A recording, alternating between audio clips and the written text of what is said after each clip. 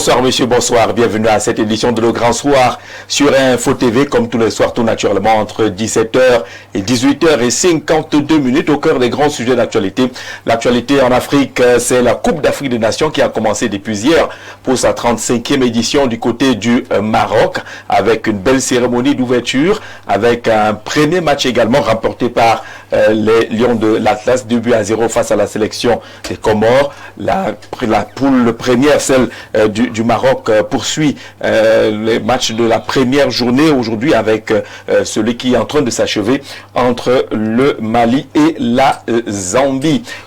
Quel regard sur ce coup d'envoi de la Coupe d'Afrique des Nations, marqué également par cette polémique sur l'annonce faite par Patrice Motsepe, le président de la Confédération africaine de football, qui annonce à partir de 2028 des réformes majeures, notamment la Coupe d'Afrique des Nations qui pourrait se jouer tous les 4 ans et non plus 2 ans. L'entrée en scène à partir de 2029 par là d'une Ligue des Nations et des questions sur le championnat d'Afrique des Nations, le CHAN, qui pourrait peut-être disparaître. Dans tous les cas, il y a plein de questions sur ces réformes.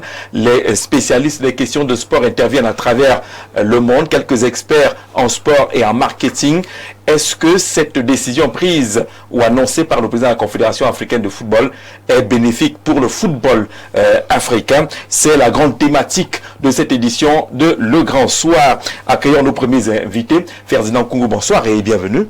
Bonsoir Jean-Jacques, bonsoir à tous nos téléspectateurs. Beaucoup ne connaissent pas que vous êtes au cœur du sport depuis plusieurs années. Non, moi-même, dans ma jeunesse, j'ai essayé une carrière de football. Mais les familles, vous savez, à l'époque, c'était pas ça. On ne voulait pas entendre parler. Donc, je m'y connais un peu.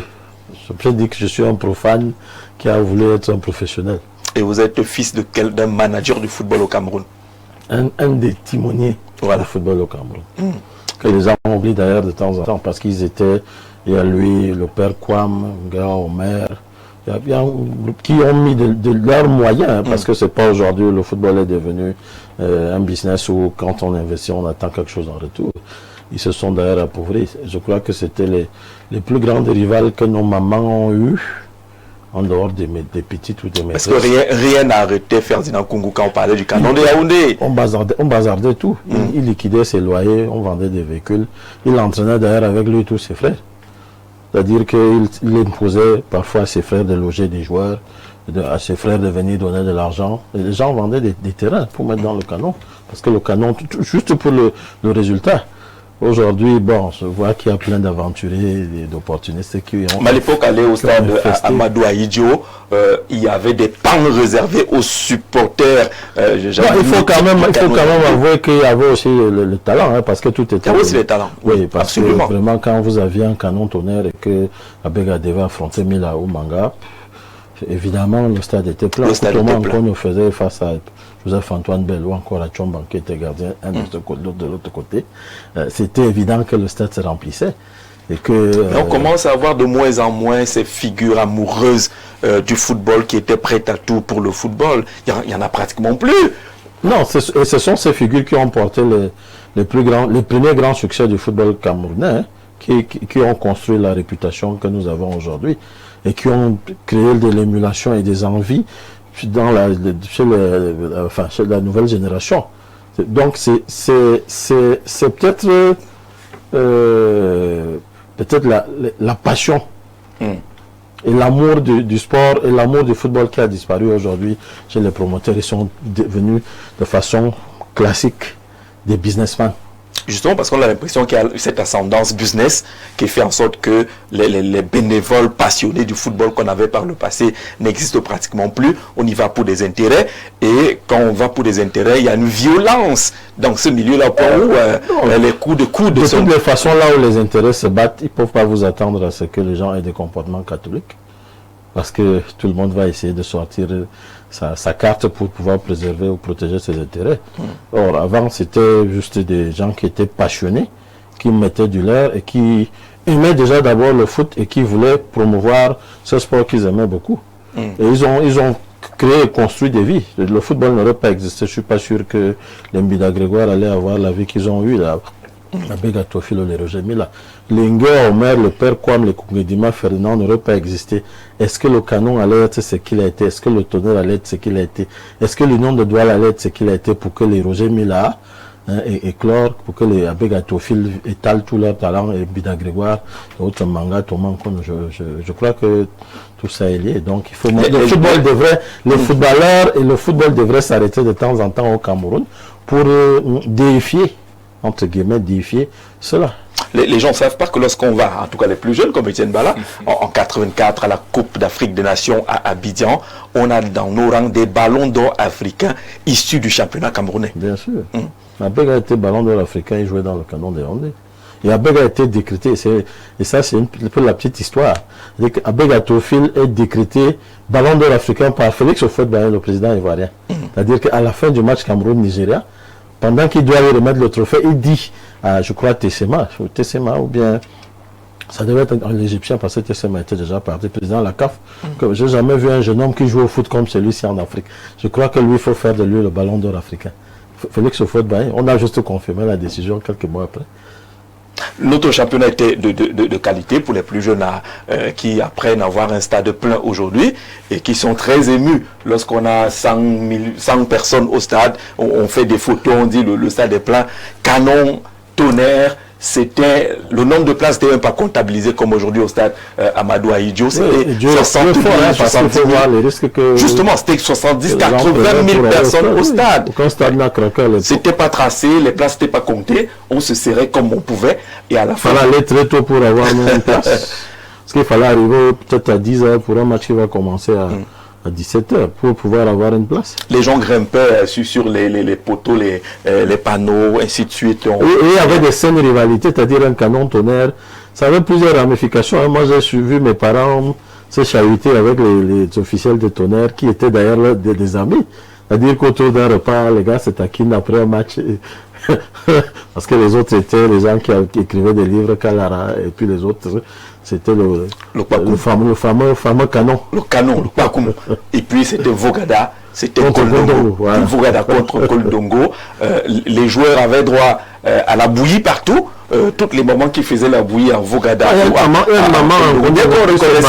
C'était gratuit. Une maman en Koldongo qui se baladait tous les lundis avec une assiette et qui allait de maison en maison.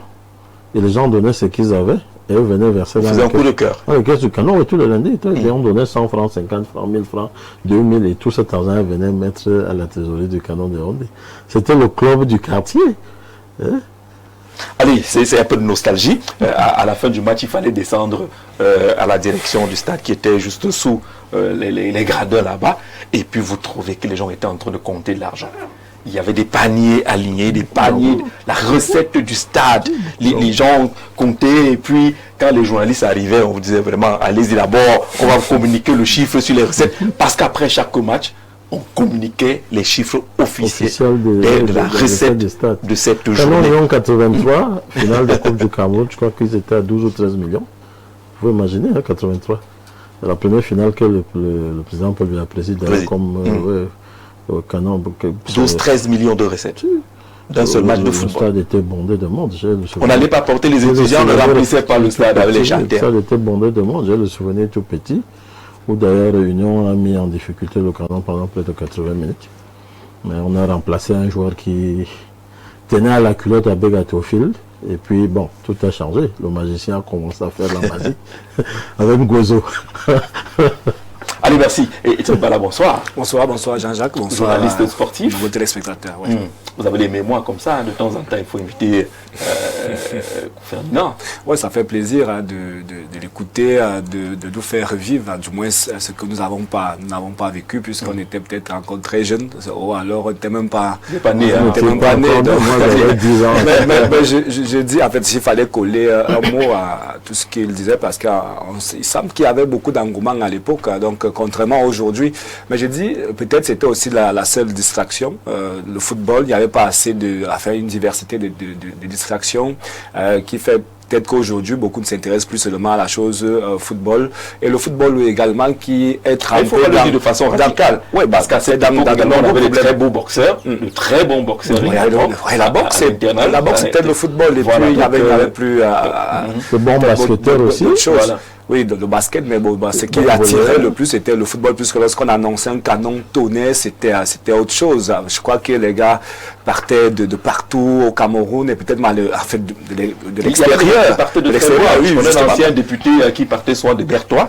Quand le canon jouait, rien ne l'arrêtait. Oui, pour venir regarder le match et il repartait. À cette époque, la route n'était pas bitumée. Mais il faisait la route pour venir regarder le canon jouer et repartir après. Regarder le Tonnerre jouer parce que le match se poursuivait. Et on avait des joueurs comme Georges Weah, qui a joué au Cameroun. Donc, ça faisait, ça tirait, il y avait de l'attraction. Et puis, je me dis aujourd'hui, avec des multiples problèmes dans le football, ce n'est plus cela aujourd'hui. Bon, c'est tout le monde qui s'est dit, c'est pour eux là-bas. En tout cas, ça ne me regarde pas. Moi, je vais me concentrer à autre chose. Il y a tellement à faire d'autres choses. Le succès de 90 les jeunes a eu un effet positif, mais un effet négatif aussi. L'effet négatif du succès de 90, c'est que les gens ont compris à cet instant-là que le football pouvait être une entreprise, une industrie où on pouvait gagner vraiment des millions, véritablement des millions. Tous les hommes d'affaires qui avaient un peu de sous, ils sont entrés. Les centres de formation sont arrivés. Parce que c'est pas meilleure façon de tuer les talents comme les centres de formation. Ça a tué la spontanéité et le génie. C'est devenu une affaire de sous. On pouvait négocier pour que quelqu'un joue dans une équipe, on donne de l'argent à l'entraîneur. On pouvait négocier une sélection. Et il y a eu comme un nivellement par le bas. Et les derniers grands talents, c'est justement les Samuel Eto'o, les Patrick Mboma, qui sont depuis, bon, ça va être difficile. Dans tous les cas, il faut qu'on retrouve un peu cet amour vrai pour le sport, pour le football. C'est vrai, il y a beaucoup d'argent à gagner, mais le football, c'est davantage une passion. Lorsqu'on le vit avec cette passion et l'esprit qui accompagne tout cela, on peut encore retrouver l'amour d'aller au stade. Aujourd'hui, les gens vont au stade pour répondre à certains, pour faire des selfies et dire que nous sommes au stade. Vous qui disiez qu'il n'y a pas les gens au stade, ce n'est plus ça. Le football, c'est pas ça qui est l'intérêt majeur du football. Oui, je pense, Jean-Jacques, ce sera très difficile. Peut-être il faut d'autres stratégies pour attirer les téléspectateurs, du moins les spectateurs au stade aujourd'hui. Vous voyez, quelqu'un, peut-être il faut passer par un autre style de marketing, un autre style de communication pour attirer le jeune qui, il regarde que, bon, après, il a peut-être un coin, il est invité dans une buvette et que d'aller au stade. Peut-être il faut des choses. Moi, je dis, il faut des petits jeux aujourd'hui autour. Peut-être il faut penser ça. Du moins, ceux qui font dans le marketing et autres doivent construire d'autres choses à côté peut-être des stades pour que lorsque vous arrivez, vous venez pour quelque chose. Aujourd'hui, vous voyez que dans le football, il y a le Paris Foot, donc les jeux et autres qui attirent. Ben, vous allez remarquer que un jeune, son problème, c'est son problème. Le football, ce n'est pas parce exactement. Son problème, ce n'est pas qu'on aime le foot. Alors, c'est parce qu'il y a de l'argent derrière. C'est pour ça qu'il va miser son argent en pensant qu'il aura justement une contrepartie. C'est-à-dire, il va gagner gros, il va gagner beaucoup de choses. Mais il ne s'intéresse pas réellement. Il n'a pas de l'amour, du moins, envers la chose. Il ne promène pas même pas au stade, ni au stade militaire, ni au stade omnisport. Son problème, c'est que lorsqu'il ouvre son téléphone, il voit que bon, il y a tel qui joue, tel peut battre l'autre. Si je mise comme ça, j'aurai mon argent. Et après, la première direction, c'est de prendre, c'est d'aller au bar. Donc les bars sont même à côté des bars sont à côté directement. Parfois même le bar même a une salle de jeu. D'accord. Il faut qu'on protège également des clubs mythiques parce que les clubs mythiques peuvent servir d'exemple dans un pays où est passé Hassan Bafoussam. Est-ce qu'on réfléchit comment redonner une vie club de Maroc. Alors là, vous posez Entente Ngaoundéré, Union d'Abomba, ce Aigle de Tchang, Aigle de Konsamba. Il faut qu'on redonne un peu vie à ce genre de club qui avait autre chose. Mais ça va également devenir. Mais je pense qu'il y a un gros souci là de management. Les clubs mythiques aujourd'hui vont disparaître, peut-être ne vont même plus renaître. Parce que lorsque vous regardez tout ce qui s'est passé par là, justement, du canon de Yaoundé, on en parlait d'ailleurs tout à l'heure, le canon aujourd'hui a presque tout perdu, puisque tous ceux qui viennent au canon, moi je pense qu'ils ne viennent pas pour l'amour, du moins c'est envers le club. Il faut chacun vient pour essayer justement quelque chose, la visibilité un peu dessous, parce que c'est le seul club où, lorsque vous êtes président ou secrétaire général, ou vous êtes membre de ce club, il me semble que presque tous les ministères, tous les directeurs généraux finançaient ces clubs d'une manière ou d'une autre. Et moi, j'ai cette petite histoire. Hein. Bon, je n'ai rien contre, du moins les responsables du Canon qui peut-être nous regardent, mais en fait, c'est une histoire peut-être vraie. Il y a des gens, toujours dans ces clubs, qui passent de lundi à vendredi, ministère à ministère, ils reçoivent de l'argent, mais ils ne reversent pas cet argent au service du club. Et c'est les joueurs qui souffrent. Les joueurs qui jouent, qui mouillent le maillot, en fait, n'ont pas, du moins, ce qu'ils devraient avoir. Encore que le football aujourd'hui a beaucoup évolué. Ce n'est plus comme avant. Peut-être avant, on jouait parce que on aimait la chose, mais aujourd'hui, beaucoup jouent parce qu'ils savent qu'en retour, ils vont nourrir leur famille et autres. Donc ça perd, en fait, ça a beaucoup perdu. Je crois que il y a un gros souci de management. Il y a des gens qui arrivent à la tête des clubs, mais qui ne comprennent pas exactement ce qu'ils viennent faire à la tête de ces clubs. Et voilà, ils comprennent beaucoup trop bien. Peut-être trop bien. Ils mettent l'accent sur ce que eux ils gagnent personnellement, et puis les stades se vident. Aujourd'hui, il n'y a plus ces tambours-là. Les jeunes qui sont en Vogada aujourd'hui ne savent pas que Vogada c'était Tonnerre. Quand on était à Vogada, on respirait. Ils ne savent même pas là où c'est situé. Le Tonnerre aujourd'hui, le Canon, il n'y a pas de siège. On respirait du Canon de Yaoundé. Ça marchait comme cela. Quand on était en commando, on respirait Dynamo. Ainsi de suite. Donc il faut qu'on retrouve un peu tout cela qui peut peut-être nous éloigner des petites guéguerres qui n'ont pas de sens et qui ne développent pas finalement le football dans notre pays. J'ai regardé j'ai rencontré un petit-fils au premier ballon d'or camerounais. Jean-Daniel Eboué, en 74. Et puis, c'est triste de voir où il a été enterré et qu'il n'y a même pas une considération. Il n'y a même pas un tournoi au Cameroun qui porte le nom de tout premier ballon d'or camerounais. Peut-être qu'on aurait quand même gardé des symboles. On a l'homme du match, d'une finale. Peut-être qu'on pourrait baptiser le trophée Jean-Daniel Eboué. Oui, quelque chose comme ça. Il faut donner un nom peut-être au trophée de championnat. Oui, peut-être. À une médaille, un prix spécial qu'on donne chaque saison sportive, enfin chaque saison sportive, version football. Et ce souvenir est en train de périr, Jean-Daniel Eboué. Et il paraît que ça tombe sur le tracé de la route de Mamparango. Les gens se sont organisés après 90 à prendre le contrôle du football parce qu'ils ont compris que c'était le nouveau business de demain. Et c'est ceux-là, quand ils sont arrivés, qui ont justement foutu le football, mis le football camerounais en lambeaux. Je dis les dernières grandes stars que nous avons eues avec du talent, c'est justement les Patrick Mboma, les Samuel. Et si vous voyez leur parcours, c'était les centres de formation et ils avaient déjà un talent. Après eux là, on a vraiment commencé à tirer par les cheveux, tout le temps. Il y a des joueurs, c'est-à-dire si on est honnête et qu'il faut jouer à l'équipe nationale, il y a des joueurs, sincèrement, en temps normal, quand il y a vraiment de la ressource, du talent, même présélectionné, ils ne devraient pas l'être. Moi, j'ai joué au foot, et beaucoup. Et je jouais très bien.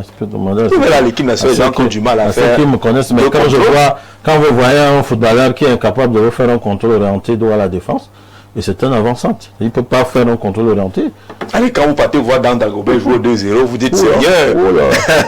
Même à son âge, là, ce qu'il fait, on ne le voit pas dans nos stades aujourd'hui. Dagobert, c'est-à-dire que Dan Dagobert a eu une carrière en berne parce que malheureusement, qui pouvait remplacer Abega Théophile? Il jouait justement au milieu offensif à la place d'Abega Théophile. Et Abega était là. Et Abega, c'était une autre dimension. Le malheur d'être là pendant qu'il y avait Abega. Abega Théophile. Mais quand vous voyez Dan Dagobert jouer, vous dites c'était des talents purs.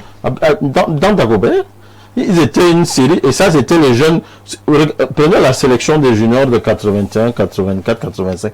Mais c'est dans cette sélection que vous avez John Kope et Bongé. Après viennent les Mbou Emile, Ngamsi Tobo. C'était le Kanabi, Komambi, que vous avez vu ce qu'ils sont devenus après. Bon, prenez-nous la dernière sélection des juniors au Cameroun.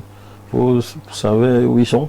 Il y en a qui font une apparition. Même à l'équipe A, les Lions et non. Tu as vu l'apparition et puis ils ont disparu. Leur carrière 2-0. Retwentif Tambay joue 2-0 avec les vétérans. Ça s'est passé comment? Ils étaient déjà appelés la star. Merci. On va attaquer le vif du sujet concernant la Coupe d'Afrique des Nations qui a commencé depuis hier du côté du Maroc. Lundi lumineux en cette période festive, nous avons dormi sur nos lauriers d'antan sans penser à des lendemains meilleurs en termes de développement du football. Quand je revois le Mongo Football de feu à Tongalu de Gonzague, grand promoteur du football jeune, à faire éclore des joueurs talentueux et surdoués comme Bida, Abega, Belinga, Alexandre et autres, avec des dirigeants passionnés de cet art, Kungu, Ongwazing, Mbous, Ngassa, Api, qui mettaient de l'argent à profusion. N'oublions pas que bon nombre d'entre eux travaillaient dans des structures étatiques, privées et parapubliques à l'abri de la mendicité nutritionnelle, financière et matérielle. La belle épopée qui nous conduit au Mondial 82 en Espagne et autres compétitions tant en Afrique que différents coins et recoins du monde entier. Massak Thomas qui nous plonge encore dans ces souvenirs-là pour dire que même à cette époque-là, le football jeune était organisé avec le fameux Mongo Football Club. On a lu le Gonzague. Le football féminin. Oui. Voilà, si nous parlons tantôt de Jean-Daniel Eboué,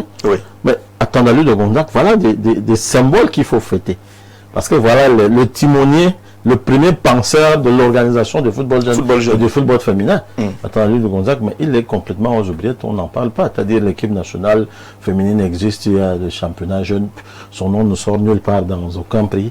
Parce que les gens n'ont pas, il n'y a pas eu une suite. Quand vous arrivez dans un pays comme le Brésil, vous allez voir la place qu'ils ont donnée au football.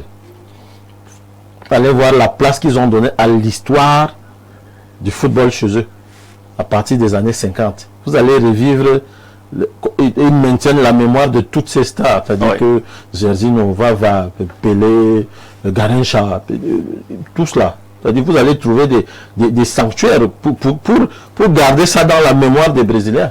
Mais ici... Non, tout s'efface. Tout s'efface, on oublie tout, il n'y a aucun souvenir. D'ailleurs, il suffit d'ailleurs qu'on ne soit pas d'accord avec Mela pour que n'importe qui commence à vouloir le froisser. Oui, parce qu'elle n'est pas d'accord avec ce que Mela a dit. Il ne respecte même pas ce que Mela est ou bien ce que Mela a été. C'est ça notre société. Alors, développer le football, c'est aussi cela. On a pratiquement un stade dans une ou deux régions à la fois. Peut-être que ces stades pourraient porter également les noms de ces couloirs, de ces bâtisseurs du football camerounais. À défaut d'avoir un musée du football camerounais, où on retrouverait Jean-Daniel Eboué, premier ballon d'or camerounais 74, une photo et quelque chose qui ferait que les jeunes viennent visiter les centres de formation. Une section au musée national. Oui, une section football au musée national, où on pourrait exposer tout cela. On a des trophées qu'on a déjà gardés au Cameroun. Trophée de Coupe d'Afrique des Nations, après 3 victoires, c'est resté le trophée qui avait les grandes oreilles. Je crois qu'il est au Cameroun. On l'a eu 3 fois. Voilà, on doit pouvoir le contempler dans une place au musée dédiée au football et on pourrait galvaniser les jeunes. Qui ne pensent pas que c'est en 2020, 2021. Oui, mais je crois que ces trophées, quand même, en fait, on doit les trouver, je crois, au ministère des Sports. Au ministère des Sports. Oui, il y a, je crois, une place, un endroit où on retrouve beaucoup de trophées. Je crois qu'il y a justement ce trophée dont vous parlez. Je crois qu'à la Fédération camerounaise de football aussi, c'est l'instance fêtière du football camerounais. Donc, à défaut d'une boutique ou un musée, une boutique des lions camerounais. On a pensé à une boutique dans laquelle on retrouverait même la série des maillots de 82, de 80, et ainsi de suite. Ce serait bien. Les envois. Il faut exposer le maillot peut-être avec lequel on a gagné la première CAN. On peut trouver des bandes vidéo, justement, on vend ces matchs. C'est-à-dire qu'on vend la vidéo du match pour que les jeunes, ceux qui veulent, achètent. Aujourd'hui, si vous voulez avoir la bande vidéo de Cameroun Nigeria 84, vous essayez de vous fournir dans certains réseaux internet pour ceux qui ont eu l'amabilité de décharger les versions numériques. Or, on ne peut pas vraiment trouver officiellement ce match, mais je vous dis, si vous arrivez au Brésil, vous avez Brésil-Italie 70. Les bandes sont dans tous les petits musées qu'on a fait dans les différentes villes du Brésil pour continuer à maintenir la mémoire du football et du footballeur dans l'esprit du Brésilien. D'accord. La question est celle de la mémoire du football camerounais. C'est utile parce qu'aujourd'hui, le football n'est pas traité avec le respect qu'il mérite. ce que le football nous a donné, ce que le Cameroun a donné au football, mériterait d'être connu, d'être partagé, afin qu'on comprenne que lorsqu'on parle de football au Cameroun, c'est quelque chose de sacré, quelque chose d'important. Ça n'appartient à personne aujourd'hui, ça appartient à la mémoire du Cameroun. Patrick Bala, bonsoir. Bonsoir Jean-Jacques, bonsoir aux nombreux téléspectateurs. Quelqu'un va me poser la question de savoir comment je suis en retard dans ma propre maison. Non, j'étais sur le terrain. Voilà, non, on n'est pas en retard. Il fallait déjà être sur le terrain. Oui, c'est très important. Merci pour la gymnastique faite pour nous rattraper pendant qu'on faisait encore cette mise en bouche nostalgique sur l'histoire du football camerounais. Comment l'histoire du football camerounais n'est pas connue, n'est pas partagée, n'est pas respectée, n'est pas rehaussée comme cette histoire devrait l'être. C'est quand même dommage pour un pays de football comme le Cameroun que les traces ne soient pas très visibles. Non, le problème au Cameroun, c'est qu'on n'est pas habitué justement à faire un certain nombre de choses qui vont permettre à ce que les générations futures puissent se souvenir que dans le passé, il y a eu telle ou telle action. Non, on n'est pas, on est si à tel point, on n'est pas dans cette logique-là. Vous allez vous rendre compte qu'aujourd'hui, les guerres qu'il y a dans le mouvement sportif, de façon générale, ne favorisent même pas la réflexion dans ce sens-là. C'est-à-dire que les gens sont plus attelés à faire autre chose que justement ce que le sport demande. C'est-à-dire qu'il faut des rappels mémoire, il faut savoir que nous sommes partis de ceci pour cela. Vous allez demander à plusieurs personnes, bon, citez-moi 5 personnes qui ont gagné par exemple la Coupe d'Afrique des Nations en 88. Cette génération ne pourra pas vous la citer. Oui.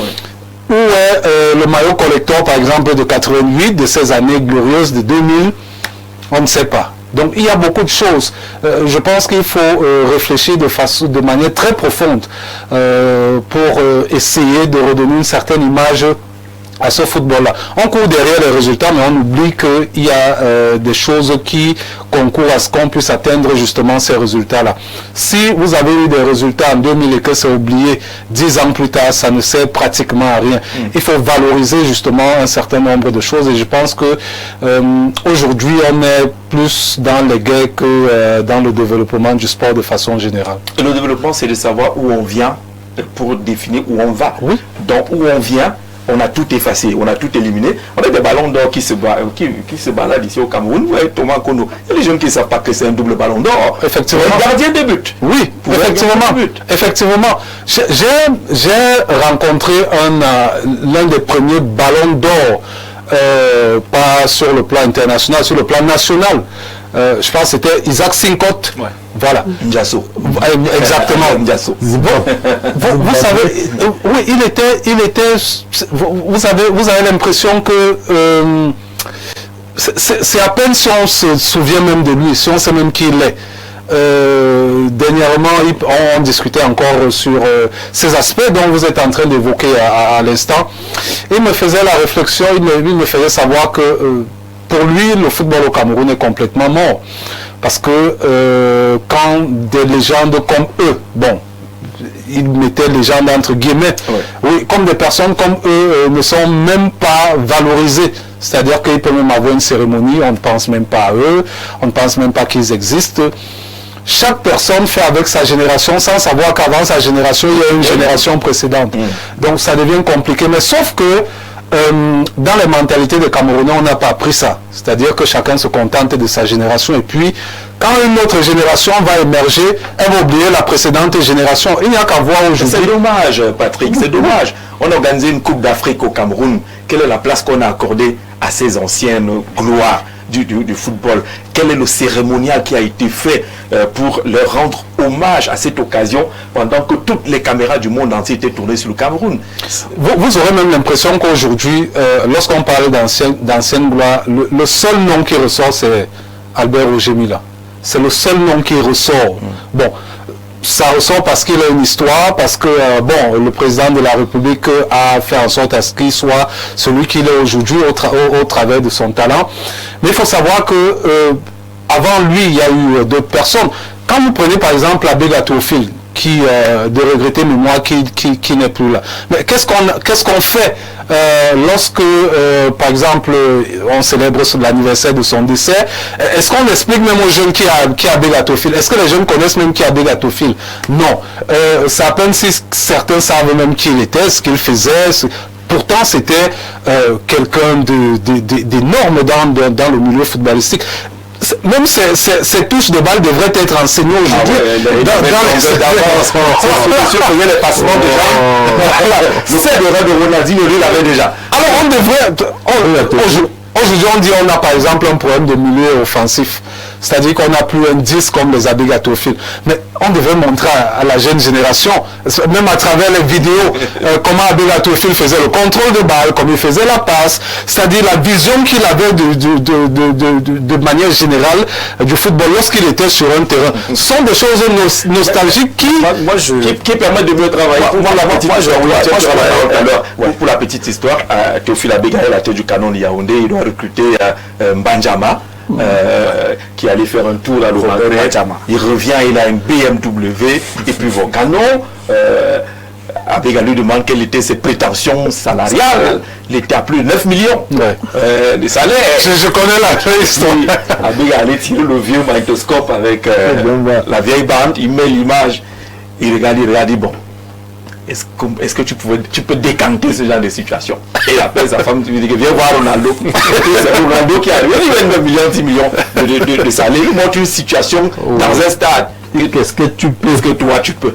Parce qu'il prêche par la vidéo, pas par l'exemple pour la petite Saoui. Alors je voulais dire que c'est difficile aujourd'hui quand on pense à certaines générations. Vous savez, si ces mêmes générations également sont entrées dans des polémiques, dans des problèmes, et si déjà même ceux qui sont en charge ne se sont pas élevés, parce que vous allez remarquer que parce que peut-être lui, il a fait une certaine époque et puis aujourd'hui il n'est pas reconnu. Là où il a peut-être son petit peu, c'est là-bas il pas soutenu. C'est-à-dire qu'ils sont eux-mêmes acteurs des problèmes aujourd'hui que le Cameroun connaît entre la Fédération camerounaise de football d'une part, l'État représenté par le ministère des Sports d'autre part. C'est-à-dire que si vous les interrogez, c'est facile qu'un te dise que non, mais moi je ne suis pas dans les choses qui se passent à la Fédération, puisque la Fédération ne peut pas penser également à nous autres. Mais qu'est-ce qu'eux-mêmes, ils ont fait? Vous parlez tout à l'heure de la Coupe d'Afrique des Nations d'inscrire dans son budget la construction d'un musée des sports. En fait, moi je me pose la question, est-ce que cela, oui, la fédération peut penser à ça, mais est-ce que cela devrait venir de la fédération directement? Le ministère, puisque les Lions, un indomptable de 90. Au moins, ils ont été récompensés. Mais allez-y chercher, qu'est-ce qu'ils ont fait de ce que l'État leur a donné? Dans les petites histoires, il y a des maisons qu'on leur a données qui ont été revendues tout de suite. Mais avec cet argent, qu'est-ce qu'ils en ont fait? Mais on parlait plusieurs années après. Patrick parlait de Roger Milla tout à l'heure. Peut-être Roger Milla a eu cette grâce d'être nommé ambassadeur itinérant et peut-être il est pris en charge par l'État du Cameroun. Mais il y a également d'autres qui... peut-être il est pris en charge. Oui, il est pris en charge. Mais ça par exemple... Bon, je ne vais pas dire les chiffres. Il a droit. Voilà. Mais la question qu'on se pose, donc pourquoi pas les... Si on a eu parce que Roger Milla aurait pu être également comme les autres, dont on estime que, bon, ils ont eu les maisons, ils n'ont pas valorisé ces maisons, ils les ont vendues. Mais il faut savoir que ce talent générationnel-là s'entretient. C'est-à-dire que si on avait laissé Roger Milla comme il était à une certaine époque, je ne pense pas qu'il serait ce qu'il est aujourd'hui.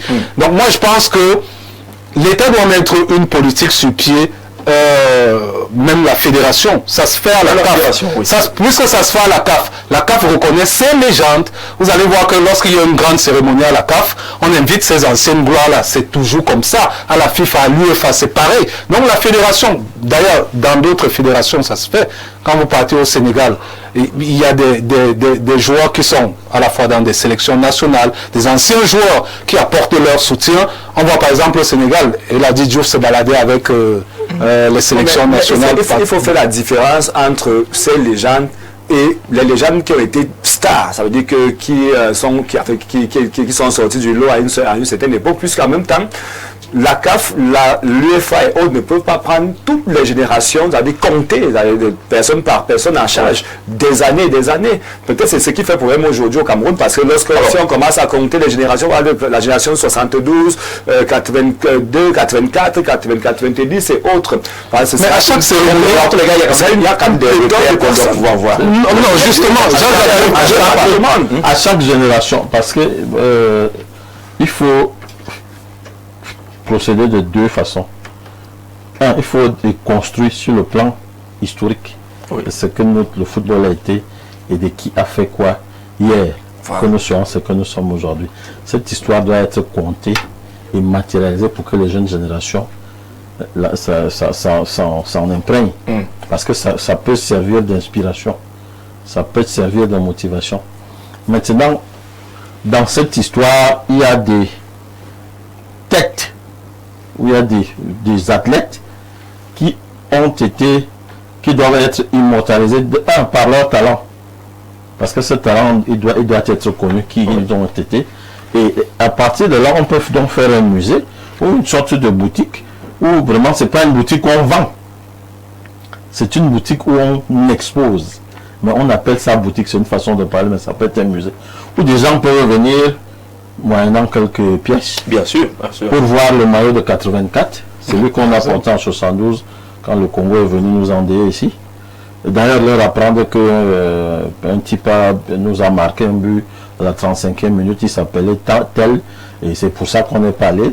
On parle toujours du but congolais jusqu'à aujourd'hui. On ne sait pas pourquoi on parle du but congolais. Et quand quelqu'un te marque un but, mais le mur derrière. Mono le sorcier. Mono le sorcier. C'est comme ça qu'on l'appelait. Vous voyez que moi, je ne suis pas dans ce sens. Mais c'est parce que par curiosité, moi-même, je commence à chercher. Et je vous dis, ça crée, comme parlait vraiment, ça mystifie le jeune athlète. Il rentre dans ses construits. Et il commence lui-même à se projeter pour être... Et puis si après ça on lui dit, bon voilà, Ben Roger qui est même un de tes proches, voilà ses Roger Mila, bon Samuel Eto'o qui est juste hier, qui est encore avec vous à la fédération, voilà ses exploits, bon Patrick Mboma. Mais c'est où? Parce que lorsque les gens voyagent, Patrick, Etienne, quand vous arrivez dans une grande ville, Paris, vous voulez aller voir la boutique du Paris Saint-Germain. Effectivement. Vous voulez absolument entrer là-bas, vous allez au Parc des Princes, vous voulez voir la boutique du Paris Saint-Germain. Quand vous arrivez là-bas, quand vous arrivez, vous allez trouver la photo de Rai qui était là en les années 90, Valdo qui était là en 88, Jules Bocandé. Vous allez trouver Luis Fernandez. Moi, je pense que c'est la politique générale. Hein. Oui. Parce que autant on parle de boutique, autant on parle... Quand vous arrivez, vous avez parlé justement du Paris Saint-Germain. Rien que quand vous êtes au Parc des Princes, c'est-à-dire à l'intérieur du vestiaire, c'est une histoire. Je vous parle. Voilà. C'est une histoire. C'est-à-dire que... Il y a un document quelque part marqué sur un mur qui vous parle de Lyon. Non. C'est ça le problème. C'est pour ça que je dis que c'est une politique de façon générale. Est-ce que nos dirigeants ont une politique pour le sport? Est-ce que ces dirigeants aiment véritablement le sport? Le couloir des vestiaires. C'est exactement. L'équipe est venue en Cameroun et va vers la pelouse. Le mur que l'équipe la traverse doit me lui faire parler. Effectivement. C'est exactement ça. Il faut aussi comprendre. On ne va pas comparer le Cameroun peut-être à la France. Il faut Jean-Jacques, la vérité c'est que j'ai fait une photo. Beaucoup de pays africains, du moins l'Afrique noire, l'Afrique centrale, on a au moins 5 siècles de retard donc sur les... On essaie de construire parce que vous parlez, lorsque vous arrivez au Paris Saint-Germain, comme vous parliez tout à l'heure, c'est le mur qui vous parle, c'est toute une histoire, les légendes, tous ceux qui sont passés au Paris Saint-Germain. Mais vous allez entrer où? Au Tonnerre, à Yaoundé, au Cameroun, au Canon, regardez. Oui, c'est ce que je voulais dire. Bon, laissons les clubs. Vous avez vu le stade de Rabat qui a abrité le match d'ouverture. Ouais. Si vous êtes à l'intérieur du stade, c'est l'histoire de l'équipe marocaine qui est à l'intérieur du stade. C'est-à-dire que tous les joueurs marocains qui ont marqué le football marocain, lorsque vous êtes dans le vestiaire de ce stade-là, vous voyez les visages. C'est-à-dire que même quand l'équipe adverse vient jouer et voit cette histoire-là, ça vous traumatise. C'est quelque chose de... Voilà, moi je pense que avec tous les grands noms qu'on a eu ici, C'est-à-dire que c'est pas ça qu'on ne peut pas faire au stade de Miss Mohamed Ouaïdo. Alors, ce qu'on est en train de dire, c'est qu'on n'est pas forcément... Parce que Jean-Jacques, pour comprendre à quel niveau le football nous apporte. Mais effectivement, doivent pouvoir le faire. Pour comprendre à quel niveau le football nous apporte. C'est-à-dire que nous avons atteint un niveau où, dans d'autres pays, on nous a fêté, on nous a encensé.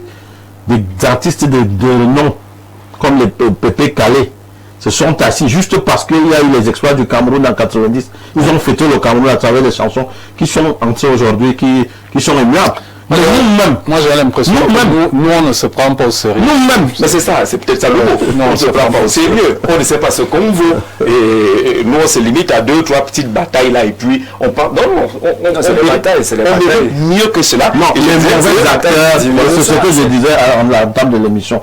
Et que les mauvais acteurs, les tueurs entre guillemets du football camerounais sont justement apparus après la Coupe du Monde de 90 quand ils ont compris que c'était un business de demain qui va créer des richesses.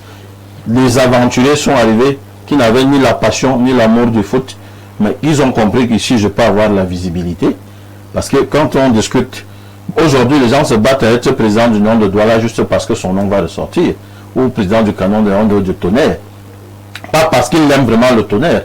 Oh, si on vous dit que le Hongazini ont été obligés à un moment de vendre leur propre maison pour aller en location, c'est-à-dire qu'un dignitaire petit de Yaoundé de ce calibre, parce qu'il faut relever le Tonnerre, le gars vend sa maison. Mais ça, c'est pas aussi une politique à encourager. Non, je dis, je parle de passion. Non, moi, ce que je veux résumer, c'est que normalement, même nos dirigeants doivent aller à l'école du management pour comprendre un certain nombre de choses. Parce que même l'exemple qu'il est en train de prendre, on a eu des passionnés, mais qui n'avaient pas une vision à long terme, c'est-à-dire que savoir qu'on ne gère pas une équipe seule, il faut des partenaires, mais les gens ont pris des équipes comme si c'était leur bien familial. Et aujourd'hui, on se retrouve donc avec des équipes qui sont, lorsque ces personnes ne sont plus vivantes, ça devient l'équipe. Alors ce qu'on dit, c'est que l'État peut faire des choses, la fédération peut en faire, les municipalités peuvent faire des choses, surtout parce que la commune de Yabassi peut avoir une salle de fête baptisée à quelqu'un. À Bomba, au lieu de laisser Jean-Daniel Eboué aux oubliettes, peut avoir la salle des actes de la mairie baptisée Jean-Daniel Eboué. C'est avec une photo de Jean-Daniel Eboué. Donc ne pensez pas qu'on parle seulement du ministère ou de la Fédération camerounaise de football, mais cette organisation globale doit pouvoir permettre qu'on maintienne en vie ces mémoires et que ça inspire les jeunes générations. Bonsoir Jean-Jacques Zé. À l'époque, c'était magnifique d'aller au stade, voir le Canon, l'Union, Dynamo, Fédéral de Fumban, tiens, Étoile filante de Garoua ou encore Entente de Daoundéré. Est-ce que les clubs, ces clubs ont des sièges? Canon n'a aucun siège. Est-ce qu'on peut retrouver les maillots du Canon vainqueur de la Coupe de 1983? Je suis Emmanuel Meta depuis Ntui. Emmanuel, tu es donc d'accord avec nous et que tu comprends. Est-ce qu'on peut avoir le maillot de H-Bilima 80? Le maillot que Abora Beda. Il a dû finir dans la poubelle après s'être usé. On n'a pas pensé à le garder. Bonsoir le plateau, c'est Gali depuis la Guadeloupe. Bonsoir le plus, 590, oui c'est la Guadeloupe. Moi je pense sincèrement que c'est un manque de vision chronique. Nous sommes court-termistes. Nous ne savons pas ou bien nous ignorons tout simplement ce que signifie le terme préparer des générations futures. Merci à notre frère de Gali depuis la Guadeloupe qui dit justement qu'on ne pense qu'on n'a pas de vision. Voilà, tout s'arrête là, qui a gagné, qui a perdu, et puis la vie se poursuit, on va au bar. On prend un verre d'eau et puis on parle de canne derrière. Est obtenu au terme d'un processus rigoureux de filtrage et d'analyse, ce qui vous permet d'étancher votre soif en toute sécurité. Buvez l'eau minérale Bonis, buvez la vie.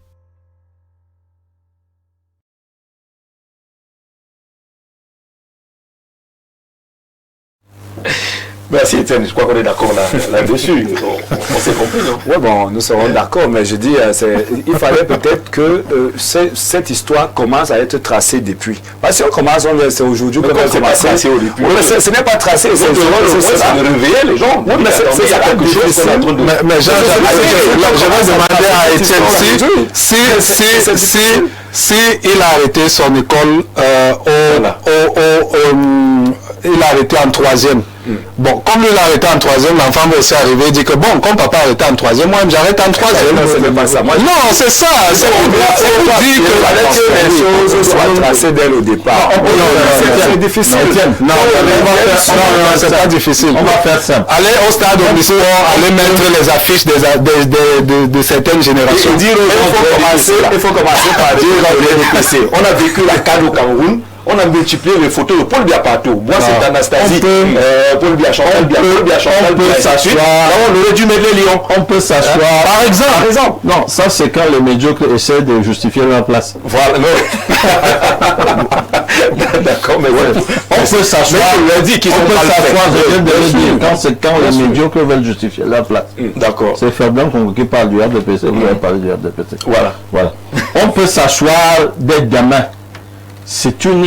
On a déjà déroulé l'idée ici. On dit bon, qu'est-ce qu'on fait pour que l'historicité c'est même gratuit de notre football, notre expertise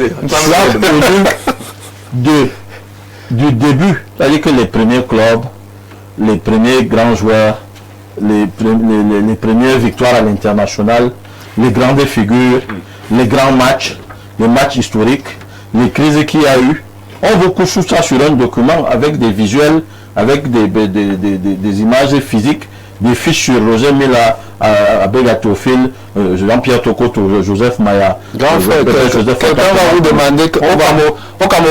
vous demander qu'est-ce que ça donne l'argent. Voilà les raisonnements. Justement, ça doit pouvoir donner de l'argent. Si c'est bien organisé. Si on organisé une boutique, comme il appelle, l'entrée n'est pas forcément gratuite, il y a un franc symbolique. Non, les gens ne réfléchissent pas comme ça. Acheter le maillot de 82, la valeur actuelle du maillot de 82, vous savez combien ça peut rapporter? Parce qu'une fois qu'on est en contrat avec un équipementier, il ne vous empêche pas de redupliquer. Mais justement, j'avais appris que Samuel Eto'o avait parlé le maillot où il a marqué le but voilà, le but à la finale de la CAN 2000.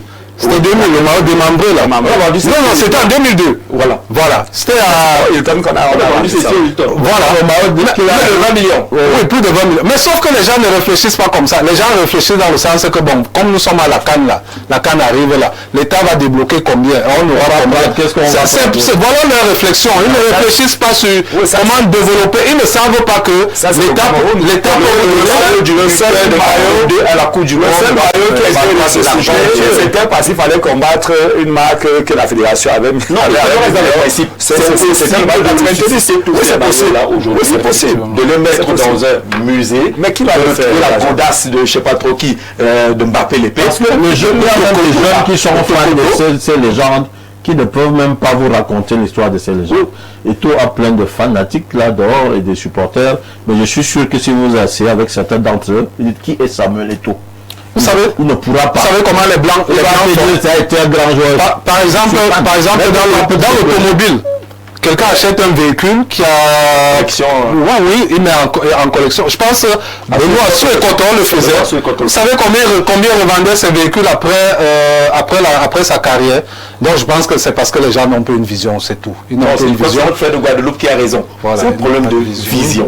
Quand on a la vision, on construit des idées comme celle-là, il n'y aura pas de bataille inutile autour. Les gens viennent partir même de Molondo pour venir visiter le musée des lions indomptables et de parcourir l'histoire des lions à travers ce musée-là. C'est des petites idées, mais qui sont utiles pour un pays. On organise des compétitions ici, les gens sont repartis comme ils sont arrivés. Ils sont descendus à l'aéroport de Simalène, ils n'ont rien vu. Non, même pas un site touristique, vous ne même pas parler de l'événement. Alors, ils décembre, on leur tendait tout un petit document. Et j'avais, en tant que stratège, comme j'avais d'ailleurs proposé la conception d'un tel document pendant la CAN, qu'on allait donner dans les grilles des hôtels et dans les chambres des à l'entrée des stades et aux aéroports. C'est-à-dire qu'un Égyptien qui arrive, et ça ne devait pas seulement parler du football et des footballeurs, ça devait parler de tous les sports, même des sites touristiques. Et à cette Coupe d'Afrique des Nations, là, j'ai eu une image,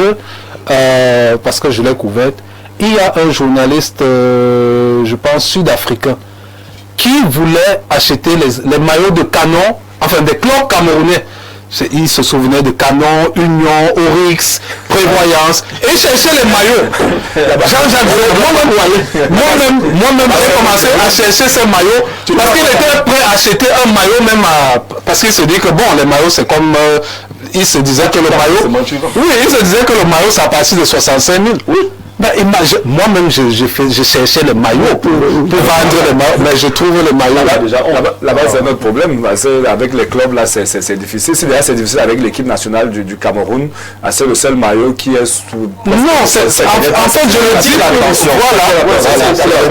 Qui est à la tête des clubs comme le Canon de Yaoundé. Vous devez reconstituer l'image, l'histoire du Canon de Yaoundé.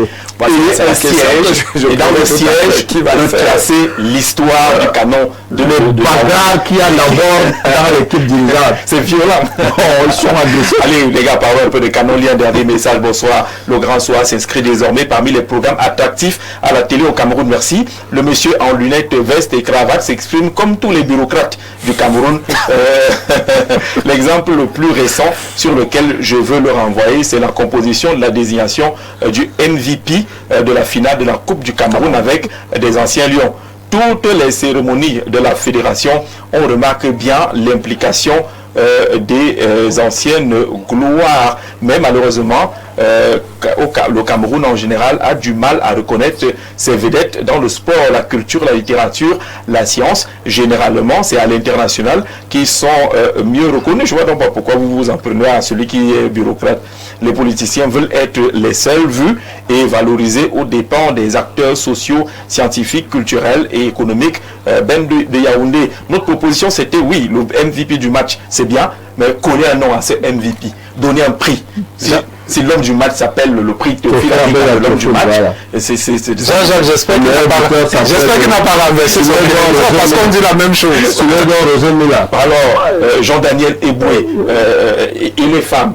D'accord. Bonsoir Jean-Jacques, très bonne émission. Tout ce qui est bien disparaît dans ce pays avec le temps par le passé. Il y avait une enceinte lumineuse à l'aéroport de Douala avec l'image de Manga Ongene qui disait quand Manga va, Canon aussi va. Quand vous arrivez au stade du Caire, à l'entrée, il y a la photo de Mohamed El-Khatib et Abou Zeid, Yves Minkoulou depuis Yaoundé. Chez nous, il y a les bouchons photo d'Abel Arrosé, d'Abel Atophile. Chez nous, il y a les pasteurs et les bouchons de bière qui gagnent. Voilà, on vous invite à gratter les bouchons de bière quand vous arrivez à l'aéroport. Vous prenez l'autoroute. Les brasseries. Et c'était grave, pendant la CAN, rien de tout ça. De Marlboro. À l'entrée du stade, un type sur le cheval avec la cigarette. Il faut fumer. Au stade, ça donne beaucoup. J'ai même vu dernièrement une plaque avec quelqu'un qui avait l'ensemble des lions indomptables et qui nous demandait d'utiliser les préservatifs. Donc voilà. Donc, on peut même associer tout ça. On va faire les choses. On peut associer tout ça, mais tout est dans la structuration. C'est-à-dire qu'on peut associer justement. Parce que ces sponsors ont besoin de ces tribunes. Président, vous qui murmurez à l'oreille des ministres, allez demander à l'intérimaire du ministère de la Culture s'il sait pourquoi c'est écrit sur le maillot d'entraînement de Paris Saint-Germain, visite Rwanda. Pourquoi il y a déjà visite RDC sur les maillots en Angleterre. En Angleterre. Est-ce qu'il sait qu'il doit s'impliquer dans cette affaire? Ça, c'est ce qu'on appelle le branding nation. C'est-à-dire qu'il faut vendre le pays. Allez, l'accord a commencé hier et les pays se vendent très bien là-bas. Ils doivent utiliser cette vitrine également. Alors, sur l'ouverture, sur le début de cette Coupe d'Afrique des Nations, est-ce que vous sentez que le Maroc est en train de réaliser ce qui était attendu? Cérémonie d'ouverture, premier match, qualité des stades et autres? Ouais, c'est quand même le Maroc. Lorsqu'on parle du Maroc, c'est l'un des pays en Afrique qui attire. D'ailleurs, c'est un pays très touristique et je crois qu'il y a eu une bonne diversité culturelle hier à la cérémonie d'ouverture. Il y a d'aucuns titillaient quand même les récentes cérémonies d'ouverture en Côte d'Ivoire, au Cameroun et autres, où on demandait qu'est-ce qui a été meilleur. Mais je crois que chaque année, c'est une autre histoire. Le Cameroun a fait ce qu'il a eu à faire en 2021. La Côte d'Ivoire a fait sa part en 2000. Le Cameroun de la Côte d'Ivoire, c'est plus la mise en avant des peuples. Oui, des peuples. Là-bas, c'est plus la technologie. La technologie. Et justement, le Maroc est en train de se positionner comme ce pays-là qui s'arrime à la technologie actuelle, donc au modernisme et un peu plus à la création, à la créativité, puisque lorsque vous regardez l'image donnait déjà le ton de ce que sera justement les rencontres. On a eu justement après cette cérémonie d'ouverture, ce premier match qui était vraiment un match épique, un match qui est venu nous montrer qu'il y a de petits pays qui partent à ce genre de compétition. Le Maroc peut-être venait comme étant le pays favori. Heureusement, oui, d'accord, on a battu 2-0 hier, mais c'était difficile pour arriver à ce niveau. Donc, cérémonie d'ouverture avec de belles couleurs, avec du beau monde du côté du Maroc. C'est ce qu'on veut, c'est ce que l'Afrique, justement, vous comprenez aujourd'hui que l'Afrique est en train d'aller dans ce que d'autres pays faisaient déjà. Donc, je parlais de 5 siècles tout à l'heure, mais je crois qu'il y a d'autres pays qui sortent de là et qui commencent à comprendre qu'aujourd'hui, il faut de belles images, il faut de l'attractivité. C'est ce qui se fait tout naturellement du côté du Maroc. Beaucoup trop de lumière ou on est à la page? Bon, pour moi, chaque pays, sa culture. Ouais. Je pense que le Maroc est plus aujourd'hui dans le bling-bling. Vous savez qu'ils sont dans les préparatifs de l'organisation d'une Coupe du Monde. Il faut montrer aux yeux du monde qu'on peut justement rivaliser avec les grandes nations européennes. Donc je pense que le Maroc est plus justement dans cet allant-là. C'est-à-dire que, en plus, le Maroc n'est pas... Lorsque vous arrivez, par exemple, au Maroc, et ils ont l'impression qu'ils sont dans un continent. Non, ils ne sont pas en Afrique. Donc, je pense qu'ils épousent également cette logique-là. Comparativement, c'est Étienne qui le disait, je pense que vous l'avez également signifié, les pays comme le Cameroun, la Côte d'Ivoire ont valorisé le continent. Ont plus valorisé le continent. Je ne dis pas que je ne vais pas faire un procès au Maroc, je ne dis pas qu'ils n'ont pas valorisé le continent, ils sont dans leur logique, mais je pense que le Maroc aurait pu être plus traditionnaliste, parce que les Africains c'est plus traditionnaliste qu'autre chose, le bling-bling c'est plus en Europe, et donc voilà. Donc je pense que de façon générale... Le Maroc arrive pas à cheval entre ce côté tradition Afrique et le côté moderniste pour lequel il est obligé également de s'y retrouver pour répondre justement aux attentes de 2030. Oui, c'est pour ça que j'ai dit à l'entame que le Maroc est plus tourné vers la Coupe du Monde de 2030. Donc, il faut déjà lancer les projecteurs, il faut déjà montrer aux yeux du monde qu'on a la capacité justement de faire comme les Européens. Donc, je pense que le Maroc est plus dans cette logique-là qu'autre chose. D'ailleurs, la Coupe d'Afrique des Nations, c'est juste de tremplin au Maroc pour un galop d'essai. Voilà, un galop d'essai pour préparer cette Coupe du Monde-là. D'ailleurs, vous allez voir aujourd'hui que le Maroc essaie justement, à travers une campagne de com', de faire connaître véritablement le pays à l'échiquier mondial pour que justement la Coupe du Monde de 2030 soit un événement hautement réussi. Bon, on ne va pas dire que le Maroc sera la première nation africaine qui va organiser, puisque l'Afrique du Sud l'a déjà fait. Mais je pense que le Maroc veut démontrer sa toute puissance aujourd'hui au niveau du football africain. Parce que vous allez vous rendre compte que même tout ce qui se passe aujourd'hui au niveau de la CAF, c'est au Maroc. Le Maroc a une place prépondérante dans les organes décisionnels du sport en Afrique. Donc je pense que le Maroc est plus dans ça. Mais j'ai plus une crainte dans l'organisation de cette compétition. Vous savez, la différence entre les clubs du Maghreb et la sélection nationale, c'est que les clubs du Maghreb ont une certaine histoire qui fait en sorte à ce qu'on a des groupes de supporters qui vont de génération à génération. Or, la sélection nationale, c'est pas véritablement ça.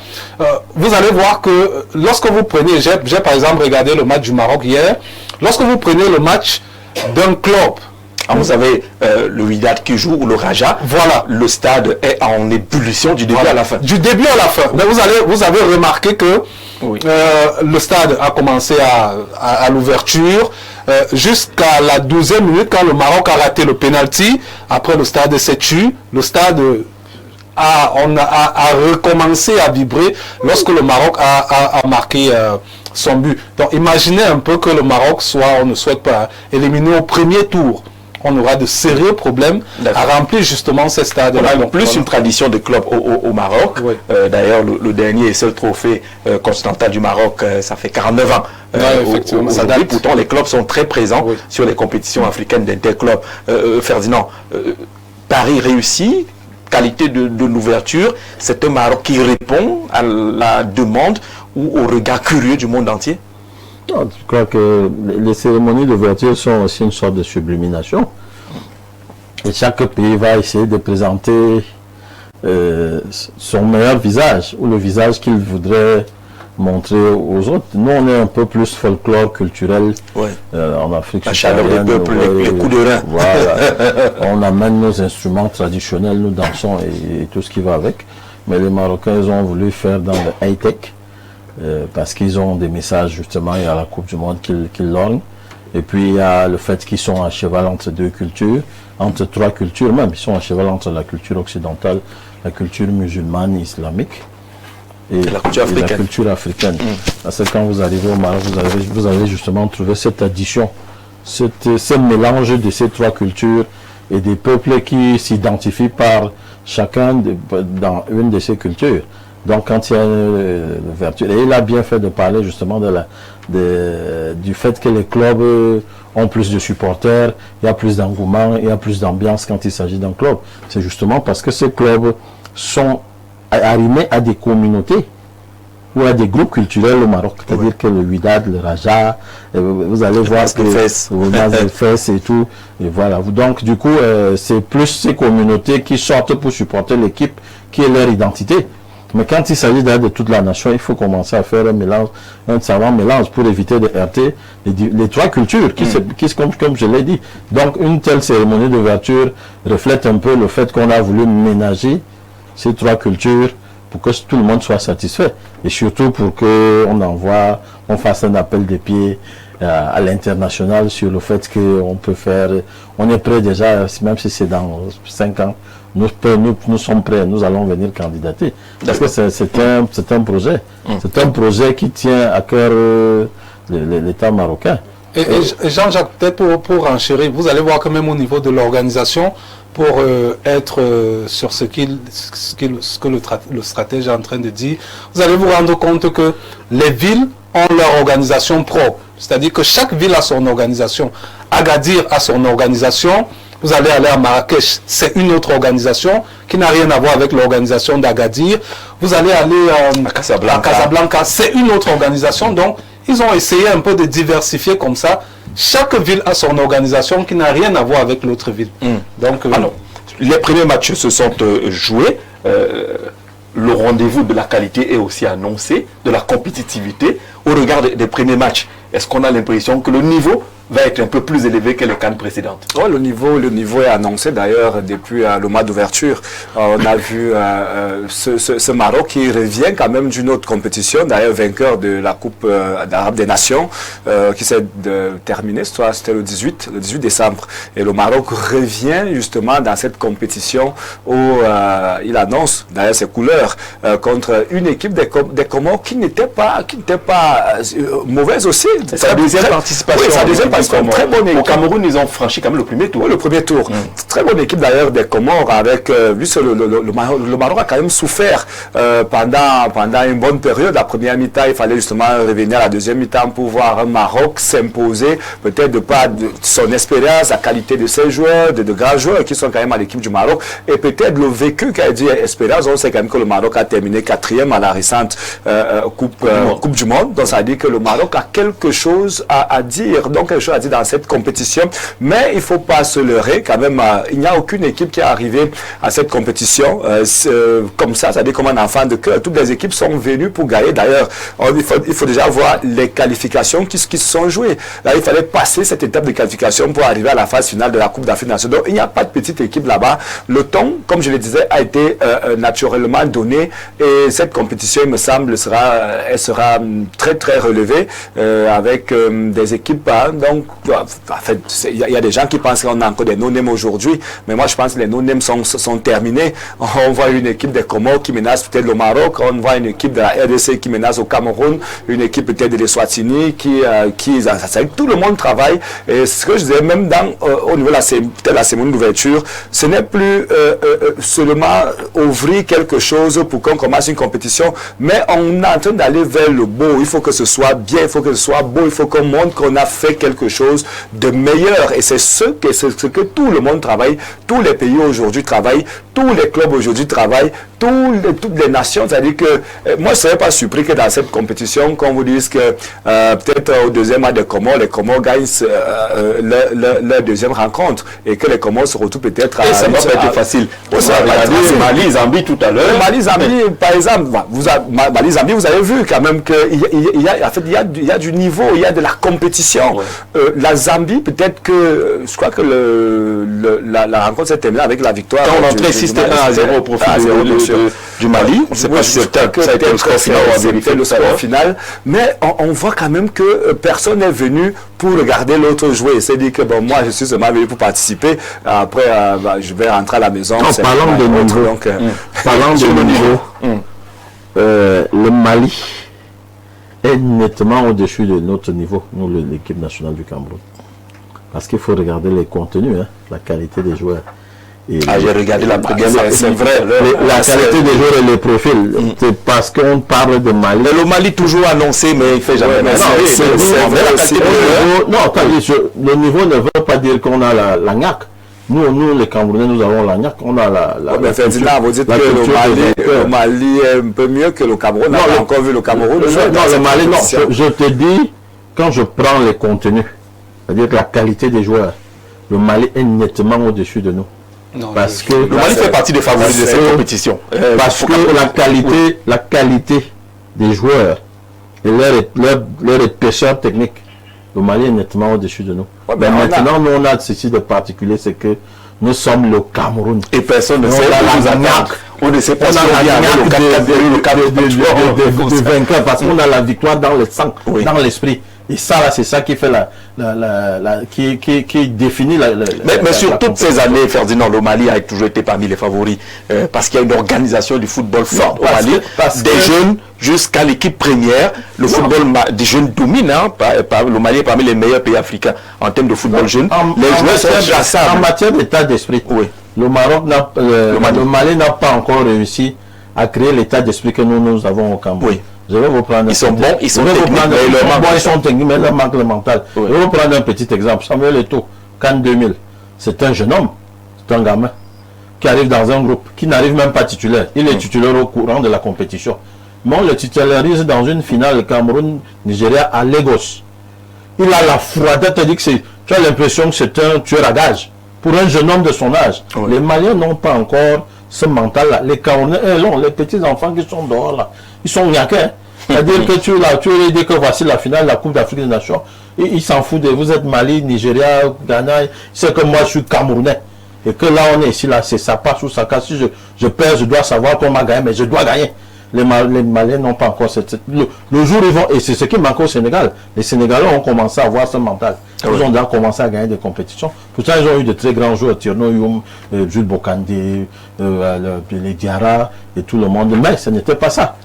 Oh, nous on a ça. Et c'est ça qui fait la différence dans une compétition. Waouh, j'ai vécu un boom festif organisationnel. Le Maroc s'en tire avec 3 points dans la douleur face à cette équipe qui n'est pas venue en victime expiatoire. Aujourd'hui, pendant que nous dormons sur nos lauriers d'antan, même les petites équipes d'hier pensent à la préparation, l'organisation pour atteindre un jour le sommet du Tour africain.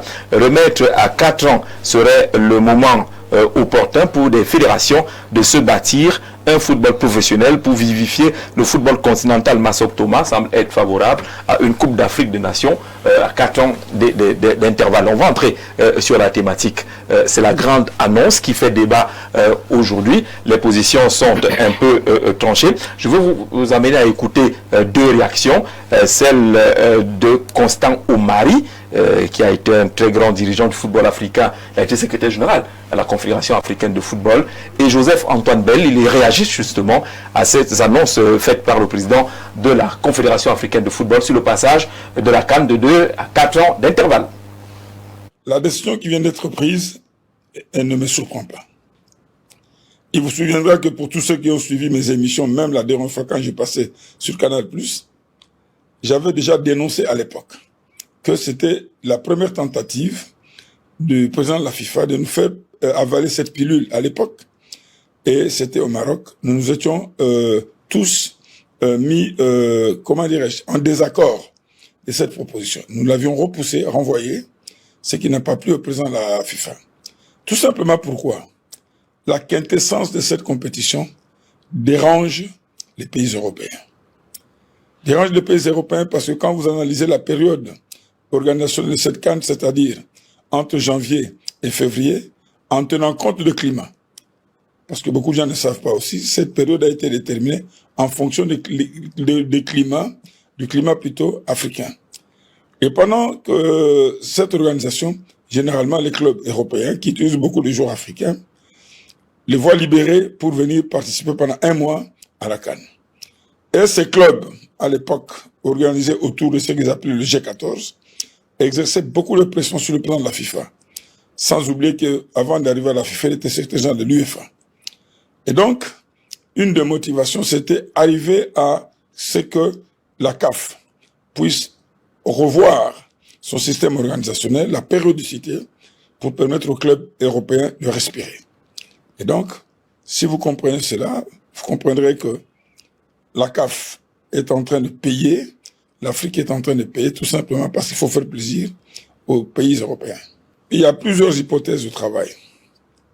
Si l'objectif, c'est pour alléger les compétitions pour permettre aux clubs européens de se porter le mieux possible, c'est-à-dire continuer à valoriser les championnats européens. Qui dit valoriser les championnats européens signifie avoir beaucoup d'argent.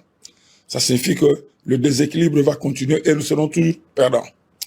Maintenant, si la décision a été prise parce qu'on estime que, vous verrez par exemple que le CHAN n'était plus assez, financièrement assez important, ça c'est à voir aussi. Donc ce sont des choses qu'il faudrait examiner.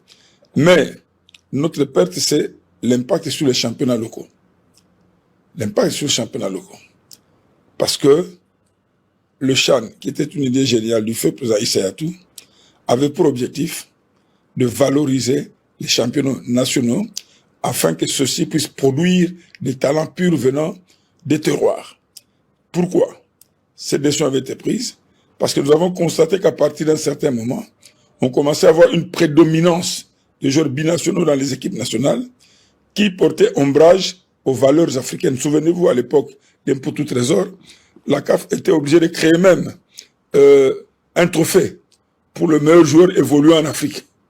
Parce qu'on avait constaté que la plupart des trophées étaient remportés par des joueurs qui bénéficiaient évidemment de meilleurs encadrements, de meilleurs environnements, de meilleurs championnats, de meilleurs salaires pour pouvoir développer davantage de leur talent. Et c'était des joueurs binationaux qui jouent à l'extérieur. Et on s'est dit, pour valoriser, s'il vous plaît, valoriser les talents évoluant en Afrique et les encourager, il fallait créer ce prix spécial.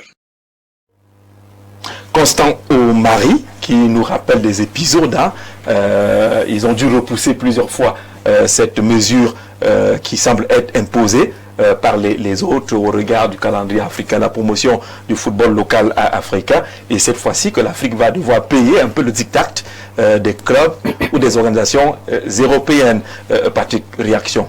Ce que je vais dire, Jean-Jacques, c'est qu'en Afrique, on n'a aucune vision. On n'a aucune vision. Je m'explique. Les gens qui ont tout fait pour enlever Issa Hayatou et demander à Issa Hayatou d'aller se reposer ont commis, ces personnes ont commis une très grave erreur.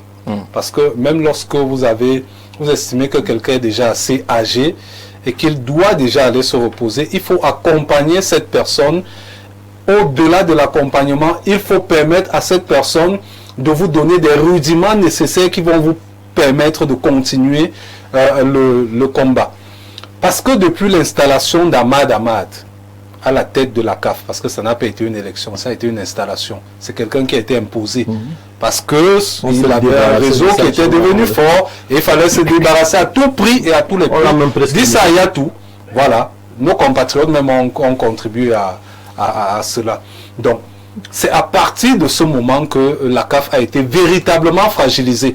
Parce que vous vous souvenez que Issa Hayatou était quelqu'un de craint dans le mouvement. Et ne devait rien à personne. C'était pas une fabrication de voilà. C'est-à-dire qu'il a eu un parcours, quelqu'un qui devient vice-président de la FIFA et même président par intérim. Ce n'est pas un fait de hasard.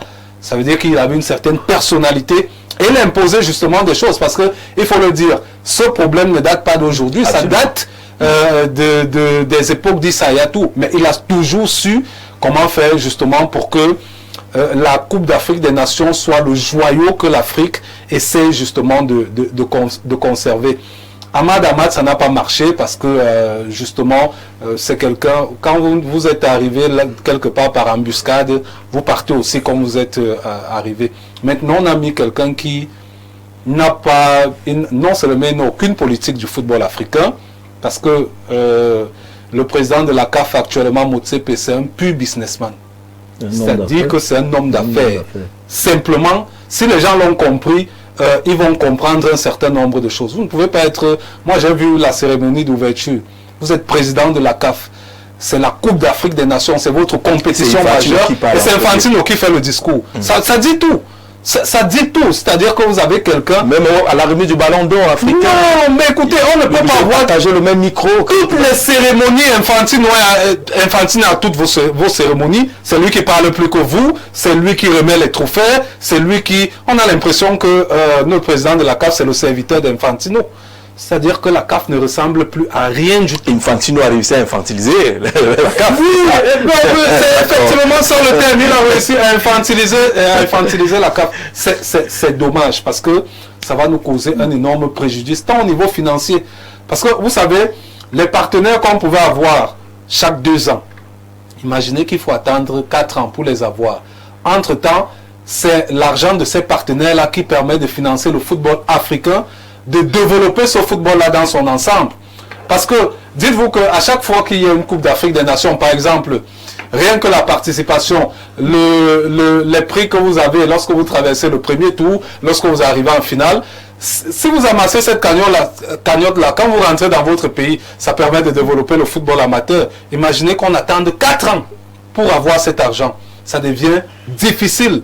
Et même au niveau des sponsors, puisque les sponsors ne viendront pas s'il n'y a pas une compétition majeure, et votre compétition majeure, c'est la Coupe d'Afrique des Nations, qu'il faut attendre 4 ans pour financer, ça devient véritablement compliqué. Là, on est en train vous avez un football africain qui n'est pas très couru, il n'y a pas quelque chose d'intermédiaire qui permet de maintenir le football africain au niveau de compétition. Et remarquez que c'est depuis 2021 que ça s'est accentué. Parce qu'ils ont vu l'organisation du Cameroun en 2021, celle de la Côte d'Ivoire, avec le nombre de personnes, c'est-à-dire que le nombre de téléspectateurs qu'il y avait, voilà, qu'il y avait, le nombre de sponsors que ces compétitions généraient, ils se disent que non, il faut faire attention. Là, ces Africains sont déjà en train de se réveiller, ils sont déjà en train de nous couper l'herbe au niveau des pieds. Il n'y a qu'à voir la libération des joueurs. Ça se fait, vous devriez avoir au moins ces 2 semaines pour préparer vos sélections nationales. On a réduit à 1 semaine. Et ça n'émeut personne, ça ne dérange personne. On a des dirigeants, on a de fortes têtes. C'est-à-dire que on a aujourd'hui au sein de la CAF des anciens footballeurs qui ont véritablement pignon sur rue, qui peuvent dire des choses. Samuel Eto'o qui est au développement du sport, c'est ça? Effectivement. Imaginons que... C'est un ami d'Infantino. Imaginons il y a un peu d'amitié aussi. C'est un ami d'Infantino. Non, mais la vérité, c'est que Samuel Eto'o, c'est l'ami d'Infantino. Un ami d'Infantino. Imaginons que toutes ces fortes têtes africaines-là se réunissent pour dire non. Pensez que Infantino, qui attend le soutien de l'Afrique pour sa réélection, va aller à l'encontre de ces décisions des Africains? Non. C'est parce que malheureusement, nous sommes devenus des marionnettes à la tête de notre confédération, on a une marionnette qui est Motsepe, qu'on guide à gauche et à droite, on tire comme une poussette qu'on on va au supermarché avec, on guide, il a la tête. Très grosse présence de la Bertrand n'est pas d'accord avec toi. Il dit en passant à une organisation tous les 4 ans, au lieu de 2 ans, la CAN gagnera en prestige et en intensité compétitive. Comment est-ce qu'il mesure cette intensité compétitive qu'on a voulu construire en la faisant tous les 2 ans? Et le prestige sort d'où? La CAN qui est au Maroc, là, celle de 2021, celle de 2023, il n'y avait pas de prestige, il n'y avait pas d'intensité, il n'y avait pas de jeu. Le seul rendez-vous que les Africains ont, c'est la Coupe d'Afrique des Nations. Il n'y a pas autre chose. Ailleurs, ils ont l'Euro, ils ont la Ligue des Nations, ils ont la Ligue des Nations, la Champions League, encore que même la Coupe du Monde, c'est toujours pour eux. Mais la seule chose que les Africains ont. Alors, je lis l'entièreté de ce message. Premièrement, renforce l'engagement des nations, c'est-à-dire que les sélections aborderont des qualifications avec une urgence accrue, sachant qu'un échec les exclura pour 4 ans contre 2 ans auparavant. Les équipes qualifiées seront davantage motivées pour briller, transformant la CAN en un tournoi plus relevé et spectaculaire. Deuxièmement, harmonie de calendrier africain avec l'élite mondiale. Les joueurs africains, souvent basés en Europe, bénéficieront du même rythme que leurs coéquipiers. Coupe du monde tous les 4 ans par exemple, réduisant la fatigue physique et mentale. La CAF pourrait aligner la période de la CAN à celle de la Coupe du monde, exemple juillet ou juin-juillet, pour éviter les conflits avec les clubs européens. On voit bien que dans ce raisonnement-là, il y a également la présence de leur compétition, de leur club. Ça ne lève pas le côté de la dépendance. Bon, est-ce que ça règle donc le problème si vous avez en une même année, c'est-à-dire que vous avez la Coupe d'Afrique des Nations et que vous allez jouer en juin et les mêmes sélections vont jouer la Coupe du Monde en fait, qu'est-ce que les Européens veulent faire? Davantage nous fragiliser. Parce que lorsque vous avez terminé de jouer une Coupe d'Afrique des Nations, le mois d'après vous jouez la Coupe du Monde, vous n'avez plus la même énergie. D'ailleurs, le championnat vous a affaibli, vous avez une compétition africaine qui vous a affaibli, vous avez la Coupe du Monde, vous devenez ridicule à la Coupe du Monde.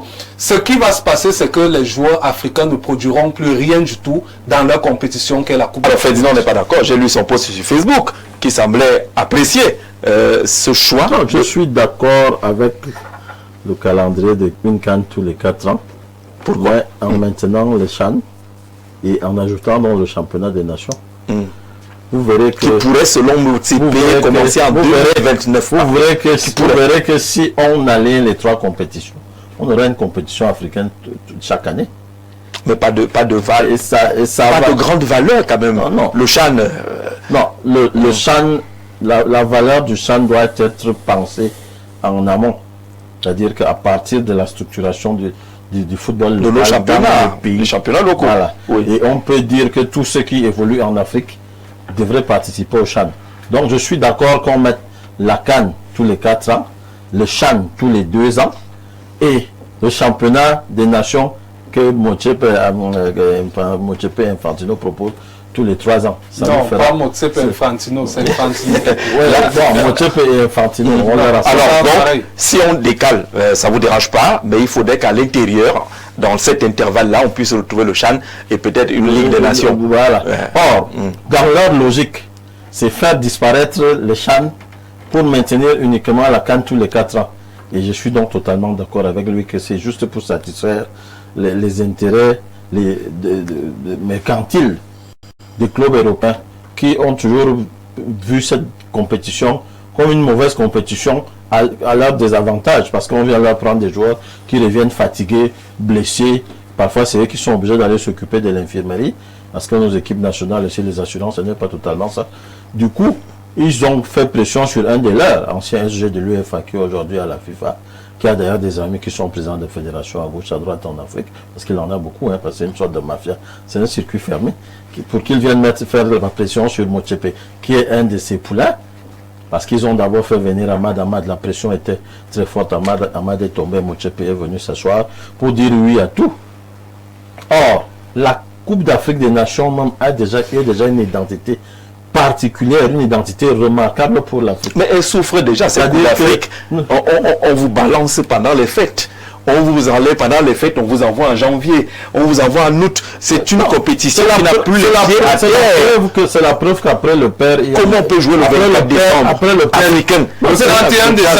Après le père Issa Yatou, il y a des gens qui sont arrivés à la tête de la fédération, qui sont légers, qui sont complètement aplatis face à la FIFA. C'est pour ça d'ailleurs que le calendrier est devenu aussi élastique. Vous avez vu à quel moment on a bougé le calendrier, la périodicité de l'Euro.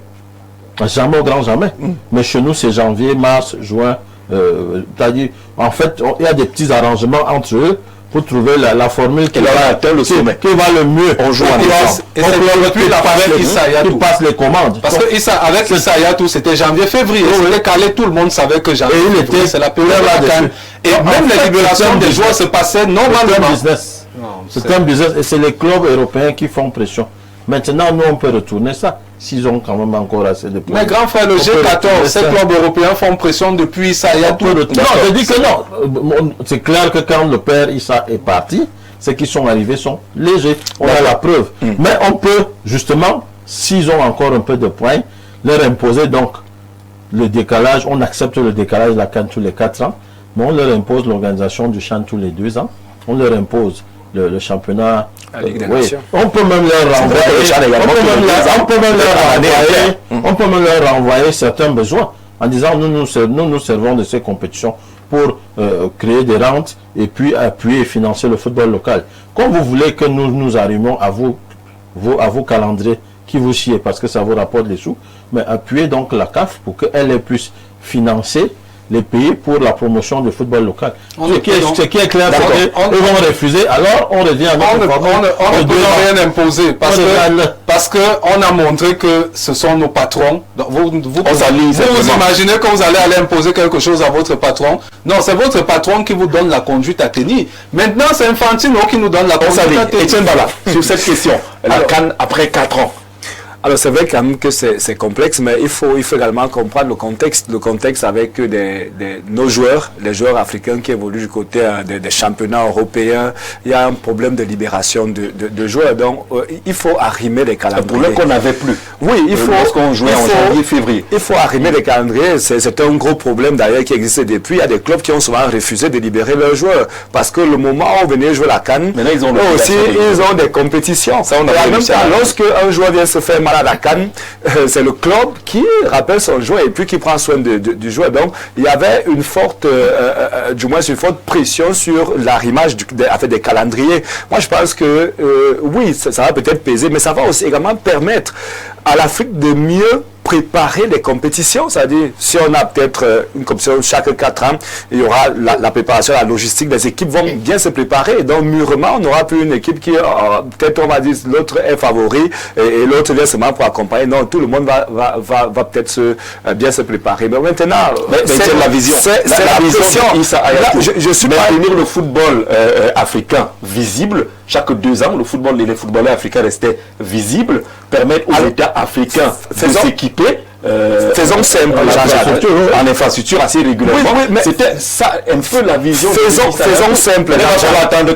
Si nous refusons, mais donc non, on ne peut pas avoir dit pour la thématique sur le Maroc que les Comores, il n'y a plus de petites équipes et dit juste après que je suis en train de dire nous pouvons refuser.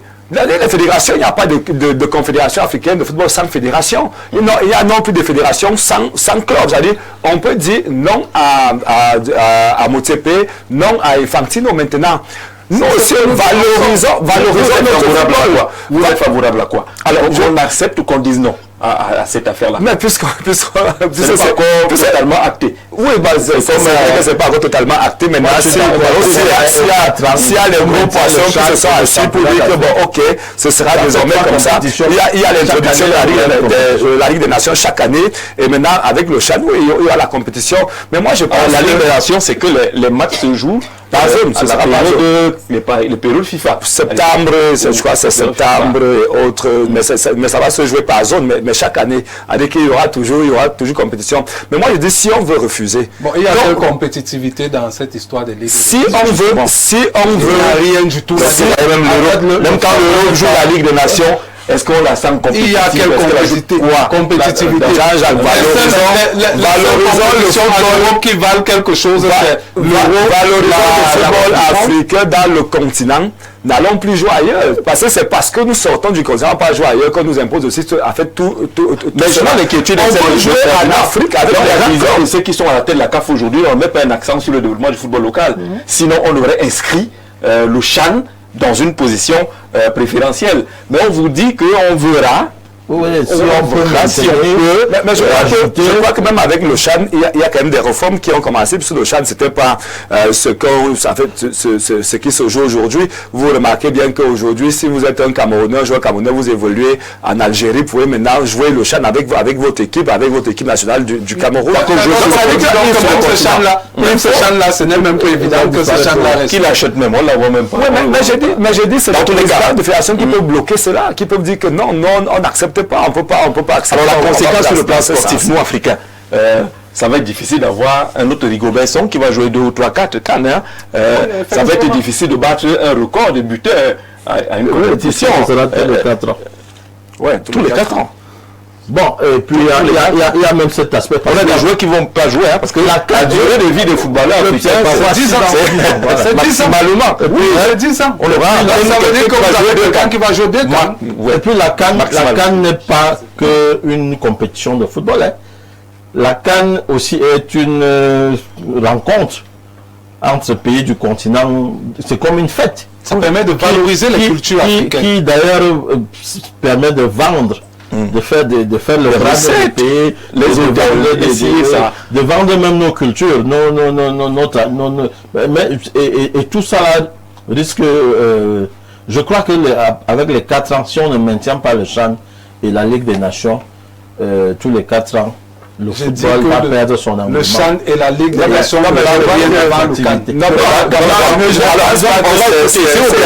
écouter Ben Joseph Antoine et puis on se reprend derrière. C'est comme si on vous disait que pour ceux qui vont à la messe tous les dimanches, on leur dit que désormais la messe ça va être une fois par mois. Forcément, c'est pas bien. Forcément, c'est pas bien. Je pense que ce n'est pas une décision en faveur des Africains. Ça, au moins, c'est clair. On peut essayer de tourner dans tous les sens. De ne plus avoir sa fête tous les 2 ans ne peut pas être une bonne chose, ne peut pas être une nouvelle réjouissante. Mais la Ligue des Nations, elle ne peut pas remplacer ça. Eh bien, déjà, la Ligue des Nations, il faut bien remarquer une chose, et qui prouve malheureusement pour nous que c'est une décision subie par les Africains, c'est qu'on a annoncé le passage à tous les 4 ans comme décision et que la Ligue des Nations était à l'étude. Donc la compensation est à l'étude et donc ça ne peut donc pas être une compensation parce que pour que ce soit une compensation, c'est qu'on vous retire ceci, on vous donne cela. Mais là, on vous a retiré sans condition et on va étudier. Et donc ce qu'on va étudier est forcément moins bien que ce que vous aviez. Ben Joseph Antoine, Patrick, réaction, la lecture de Jojo sur cette question. Je pense qu'il a tout dit. C'est-à-dire que normalement, on doit prendre son discours. On part avec lors des réunions CAF FIFA, on plaque le discours. Et puis, parce que c'est très vrai, vous ne pouvez pas décider de changer le format de l'organisation d'une compétition africaine et ne pas donner garantie sur les compétitions que vous souhaitez. C'est-à-dire que vous envisagez mettre entre-temps. Oui. On vous dit, on ne vous dit pas que non, on envisage faire passer la CAN de 2 à 4 ans. On vous dit que non, la CAN va passer de 2 à 4 ans. Mais on vous dit que bon, pour le CHAN et la Ligue des Nations, c'est encore en réflexion. C'est encore, vous comprenez qu'on n'a pas de dirigeants. On n'a pas de dirigeants. C'est-à-dire que nous sommes revenus dans l'auto-imposition des colons qui nous disent comment nous on doit fonctionner. C'est-à-dire qu'on a notre compétition, on nous dit comment on doit... Parce que c'est ça, on nous dit désormais comment on doit... C'est comme si quelqu'un venait ici à Info TV. Et la personne nous disait, bon, comme Jean-Jacques Zé vous présentez le programme là, désormais, bon, comme vous avez la veste noire et puis la chemise, non, c'est pas comme ça que je souhaite que vous vous habillez. Désormais, habillez-vous comme ça. Votre programme, on vous dit comment vous devez vous habiller désormais et on vous dit comment vous devez avoir votre questionnaire. Donc, c'est ce que vous avez prévu. On met de côté. On va résumer tout cela. Pour l'Africain aujourd'hui, pour le football africain, est-ce que c'est tout bénéf d'aller à 4 ans? Pas du tout. Moi, je crois que si on refuse 4 ans, qu'on reste dans notre continent et qu'on se dise qu'on peut faire nos choses dans ce continent, on n'y peut rien. Oui, bon, puisque c'est parti. On ne peut rien refuser. Vous avez oublié que Issa Hayatou a refusé ces choses-là et on nous a pas. Ouais, c'était banni. Ouais, c'était Issa Hayatou. L'Afrique, comme Omari le disait tout à l'heure. L'Afrique compte. Mais aujourd'hui, on a plus ces dirigeants-là qui ont de la pointe et c'est malheureusement ça. Pour qu'un président de la FIFA devienne président de la FIFA, il faut qu'il ait l'Afrique. Bon, mais maintenant, moi je dis, il y a une solution à ça. On reste en Afrique, on valorise nos championnats. On a d'ailleurs de grands championnats. Oui, mais sinon, on ne peut pas. Le monde est un village planétaire. Actuellement, les Européens ont besoin des Africains. Quand vous prenez le nombre de joueurs qui est en France, c'est la même chose qui sont aujourd'hui à la CAN. Ils sont plus de 25 qui sont partis de l'Angleterre pour la CAN. Ils ont besoin de c'est donc parce que les Européens ont besoin des Africains et que les Africains ont aussi besoin des Européens qu'Infantino donc est venu et peut prendre la parole à faire une compétition comme celle que nous vivons aujourd'hui. Et qu'on peut également nous imposer. Il y a eu cette blatte qui voulait imposer ça, mais il y a eu Issa Hayatou qui a refusé. On ne va donc pas refuser. On va seulement faire comme ça. En fait, comme ça a été décidé, ça dit que vous ne pouvez pas avoir le pouvoir à 54 fédérations. Vous avez le pouvoir de renverser l'électorat d'un président de la FIFA. Et vous devez supplier pour vos propres compétitions. Vous êtes le premier à voir ça. C'est vous qu'on a utilisé. Oui, d'abord ça le problème. Bonsoir JZ, nous avons des tas épistémologiques concernant la gestion de certaines choses, concernant notre patrimoine intellectuel, culturel, sportif, politique, traditionnel, musical.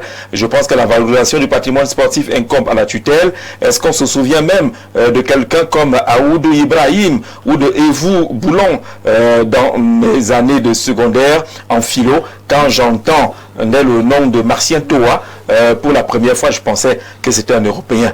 Mais combien de jeunes connaissent toutes ces icônes camerounaises? Flavien, depuis Paris, on vous salue là-bas du côté de Paris. Merci pour cette intervention. Bonsoir, Gigi à ton panel. Et tout dit quoi concernant cette décision? Le football aujourd'hui est dirigé par des dangereux mafieux, tout comme ce sont leurs intérêts personnels. Stéphane, depuis Efoulan. Happy, bonsoir à ton panel, bonsoir à toi Happy. La CAF est constituée de membres qui sont les fédérations et à un comité exécutif élu par une assemblée générale qui sont comptables des décisions de l'exécutif.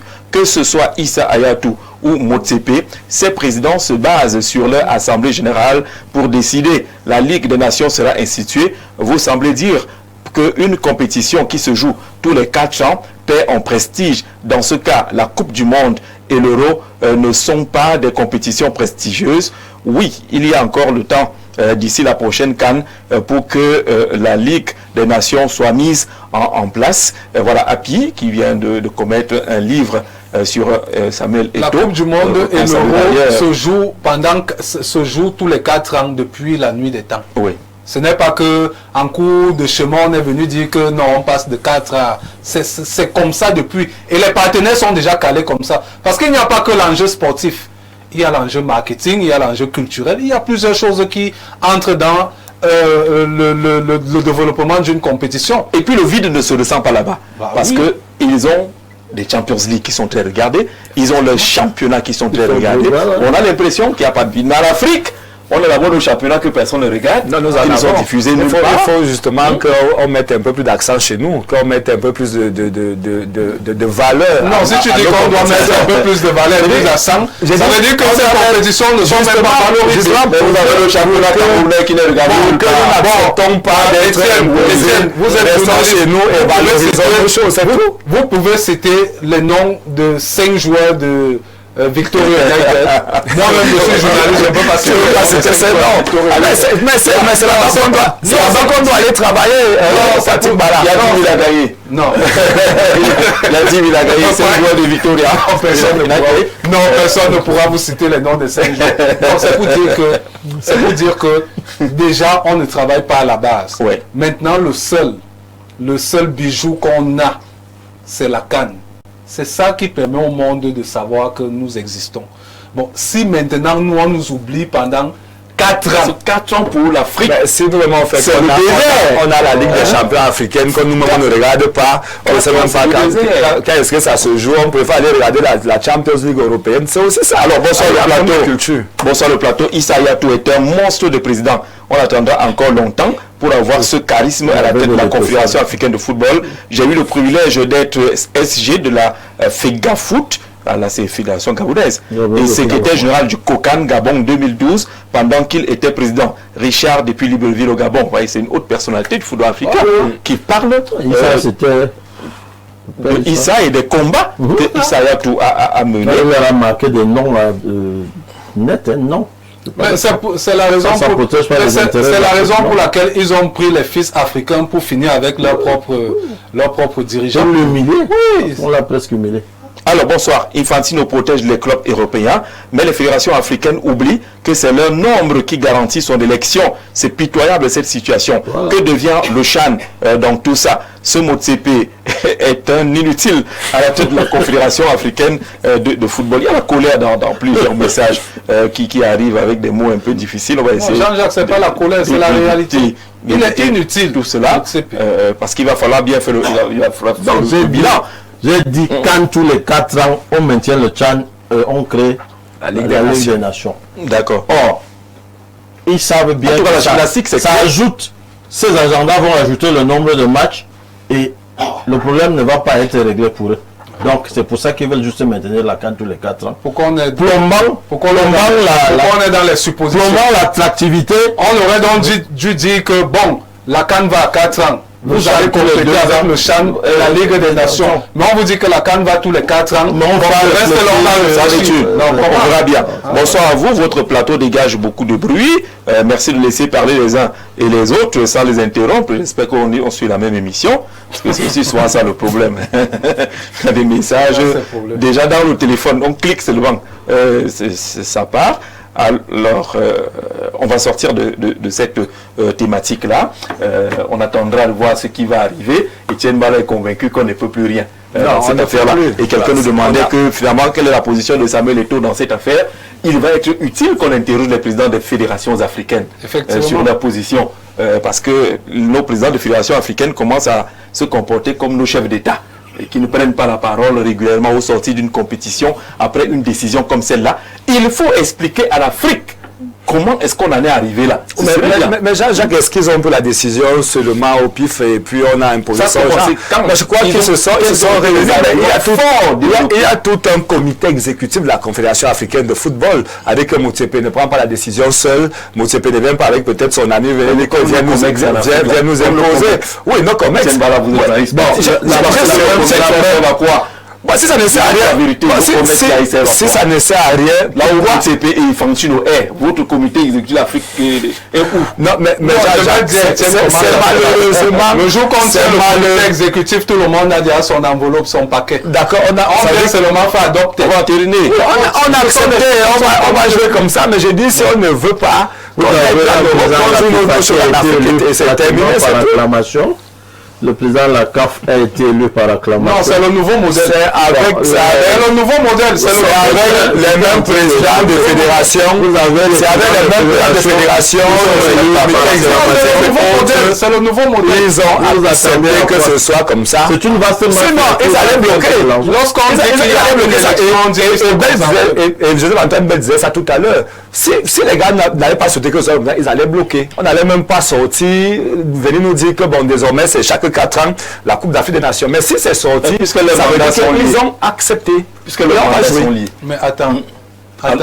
Mais voilà, c'est ça, les mandats sont liés. Vous pensez que, je vous dis que bon, vous êtes désormais président de la fédération, je ne sais pas de quel pays de football, et vous allez venir être contre. Donc vous avez un SG d'une fédération qui vient d'envoyer un message. Un ancien SG de la fédération gabonaise de football qui vient d'envoyer un message pour vous dire que Issa Hayatou c'était quelqu'un. Lui connaît mieux le football que nous tous ici réunis. Donc Issa c'était quelqu'un. Quand on s'est débarrassé de lui, parce que c'était le débarras, ils ont pris le contrôle de la CAF et là ils sont en train de nous imposer. Et je vous ai dit, c'est très simple. Et vous allez voir s'ils sont suffisamment futés et s'ils ont encore un peu de points, il faut leur imposer, en acceptant les 4 ans, leur imposer ces 2 autres compétitions. Et vous allez voir que même les présidents... Et ils ne vont pas l'accepter. Même les présidents de fédérations qui sont aujourd'hui dans plusieurs pays, présidents de fédérations, c'est le même réseau. C'est le même réseau. Vous avez vu comment on a enlevé l'ancien président de fédération du Sénégal? C'est parce qu'il n'acceptait pas ces choses-là. On est donc d'accord que c'est le même réseau. C'est difficile. Ça veut dire que nos présidents de fédération sont comptables de la destruction du football africain. Exactement. Alors donc, sur le plan du sport, c'est pas grand-chose. Non. Passer à 4 ans ne développe pas forcément le football africain. Rien du tout.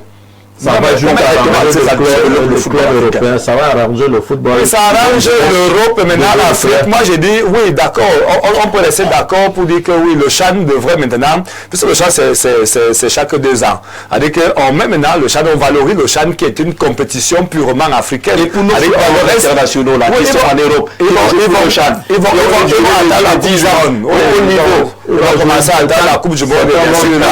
Quand la CAN arrive, c'est simple comme ça. Vous pouvez passer toute votre carrière sans jamais jouer la Coupe du Monde. Il y a les joueurs qui évoluent en Afrique qui vont jouer le CHAN, qui vont attendre les 4 ans bien sûr de la CAN et qui vont jouer la Ligue des Nations chaque année. La Ligue des Nations représente quoi dans le palmarès d'un footballeur international? Et en termes d'investissement, est-ce que ça apporte quelque chose? Pas du tout. Pour Issa Hayatou, une CAN toutes les 2 ans dans presque tous les pays, parce qu'il n'y avait plus de limites, tout le monde pouvait accueillir une CAN, mais ça vous permettait quand même d'investir très rapidement. Maintenant, pour organiser une seule CAN, imaginez, si le Cameroun veut prétendre organiser une CAN, imaginez... Le mandat d'un président peut même finir. Oui, vous n'organisez pas de CAN. Après 4 ans. Vous n'organisez rien du tout. D'accord. Allez, on va attendre la suite de cette affaire pour voir si finalement la compensation, parce que Ben Joseph parlait d'une compensation qui n'est pas effective. On vous retire ceci, mais pour la compensation, allez attendre, on réfléchit. Moi j'ai déjà une idée de la compensation si jamais ils ont validé les 4 ans. C'est que le CHAN doit être maintenu, il ne doit pas être dans la réflexion et créer la Ligue des Nations, ou alors nous acceptons tous les 4 ans et on vous impose une sorte d'impôt. Il faut parler idéalement. Il faut que vous appuyez la confédération et on le distribue aux fédérations pour qu'elles financent le football local. Parce que à la fin, cette décision de 4 ans va définitivement enterrer le football local africain. Et ça va créer une sorte de fuite. On impose les tout le monde va pas jouer en D10 en Indonésie. Non, tous les vont tous sortir. Au Suriname. Puis tu la 8e division. Il faut bien vous dire que c'est toutes les compétitions qui disparaissent. C'est toutes les CAN, cadets, juniors, seniors, féminins, qui passent à 4 ans. Et n'oubliez même pas une autre chose. C'est que les binationaux, nos binationaux, ils vont regarder que bon, pour jouer la CAN, il faut attendre 4 ans. Bon, si l'Espagne m'appelle là, non, je vais directement. Or, certains se disaient que bon, comme c'est dur ailleurs là, bon, je vais jouer la CAN tous les 2 ans. Mais maintenant, s'il faut attendre 4 ans, ça devient encore compliqué. Donc, sur tous les plans, nous sommes perdants. Sur tous les plans. D'accord. Merci, messieurs. Merci d'être passé par ici. Demain, vous serez encore certainement là. Nous serons la veille du match. La première sortie de l'équipe nationale du Cameroun. On refera les matchs d'aujourd'hui, demain, et puis on va faire une projection sur le match de l'équipe nationale du Cameroun. Peut-être que Lema Kouma n'a pas voulu parler de sport aujourd'hui. Lui, il a son sport préféré. N'est-ce pas? On a le sport préféré parce qu'on ne peut pas jouer au ballon si on n'est pas en santé. Il faut qu'on soit bien portant pour bien botter dans cette bulle d'air-là. Alors c'est pourquoi je suis encore là cet après-midi pour dire à toutes les personnes qui nous regardent en ce moment que Plante de Vie continue d'apporter des innovations du côté de Yaoundé ou bien du côté de Douala avec des produits qu'on met à votre disposition, des produits naturels pour ces messieurs-là qui ont des problèmes de taille et qui ne sont pas à l'aise du fait qu'ils soient peut-être frustrés tout le temps auprès de leur compagne ou bien auprès de leur femme. Nous avons donc sur le produit Open Sex, ce produit-là qui permet d'augmenter la taille et le volume de l'appareil génital de manière naturelle et c'est sans effet secondaire. C'est un produit que tout le monde peut consommer. On peut le consommer à tout âge, que le monsieur de 60 ans, 80 ans, 95 ans, il peut l'utiliser sans effet secondaire. Le jeune homme de 25 ans, 30 ans, 35 ans, il utilise le produit Open Sex sans effet secondaire. Nous avons mis 3 formats sur le marché. Il y a le grand format qui augmente entre 4 et 6 centimes d'augmentation. Il y a le moyen format qui augmente entre 2 et 4 centimes d'augmentation. Et le petit qui augmente entre 1 et 2 centimes d'augmentation. À côté de ça, nous avons le produit, le Rhumatox, ce produit-là qui permet donc aux personnes qui sont victimes d'arthrose, des nerfs sciatiques ou de gouttes, et même de rhumatisme, de pouvoir éliminer toutes les douleurs dont elles sont victimes. Ces personnes qui sont en surpoids et que les autres ne supportent pas la masse corporelle, qui ont les problèmes de mal de cheville, le mal au niveau des hanches, ou bien au bas du dos, et même au niveau de la colonne vertébrale. Avec le produit Rhumatox, vous avez désormais une santé de fer. Même les footballeurs, parce qu'après une forte compétition, on a souvent des douleurs au niveau des chevilles, bien au niveau même du dos. Vous prenez simplement le Rhumatox pour pouvoir éliminer toutes ces différentes douleurs-là, Jean-Jacques, de manière naturelle. Yaoundé, nous sommes situés au quartier Nkoldongo, Carrefour, Iptek, à l'immeuble Baïga Center, face Maison du Parti ou Maison de la Femme. Douala, nous sommes situés à la Cité des Palmiers, derrière le lycée de la Cité des Palmiers, et à Kouano, ancien hôtel Madiba, lieu dit Église Salem. Les contacts pour nous avoir, nous avons le 698 18 03 34, 698 18 03 34 ou encore le 676 98 81 76, 676 98 81 76 et aussi le 695 24 24 31, 695 24 24 31 ou encore partir sur la page Facebook Dr Lemakouma et Boris, c'est moi qui dois répondre à vos différentes questions. Nous sommes ouverts tous les jours parce que le Plante de Vie, les maladies ne connaissent pas le férié ou encore le jour de fête. Venez donc tous les jours vous faire consulter du côté de chez Plante de Vie pour pouvoir avoir la santé que vous méritez.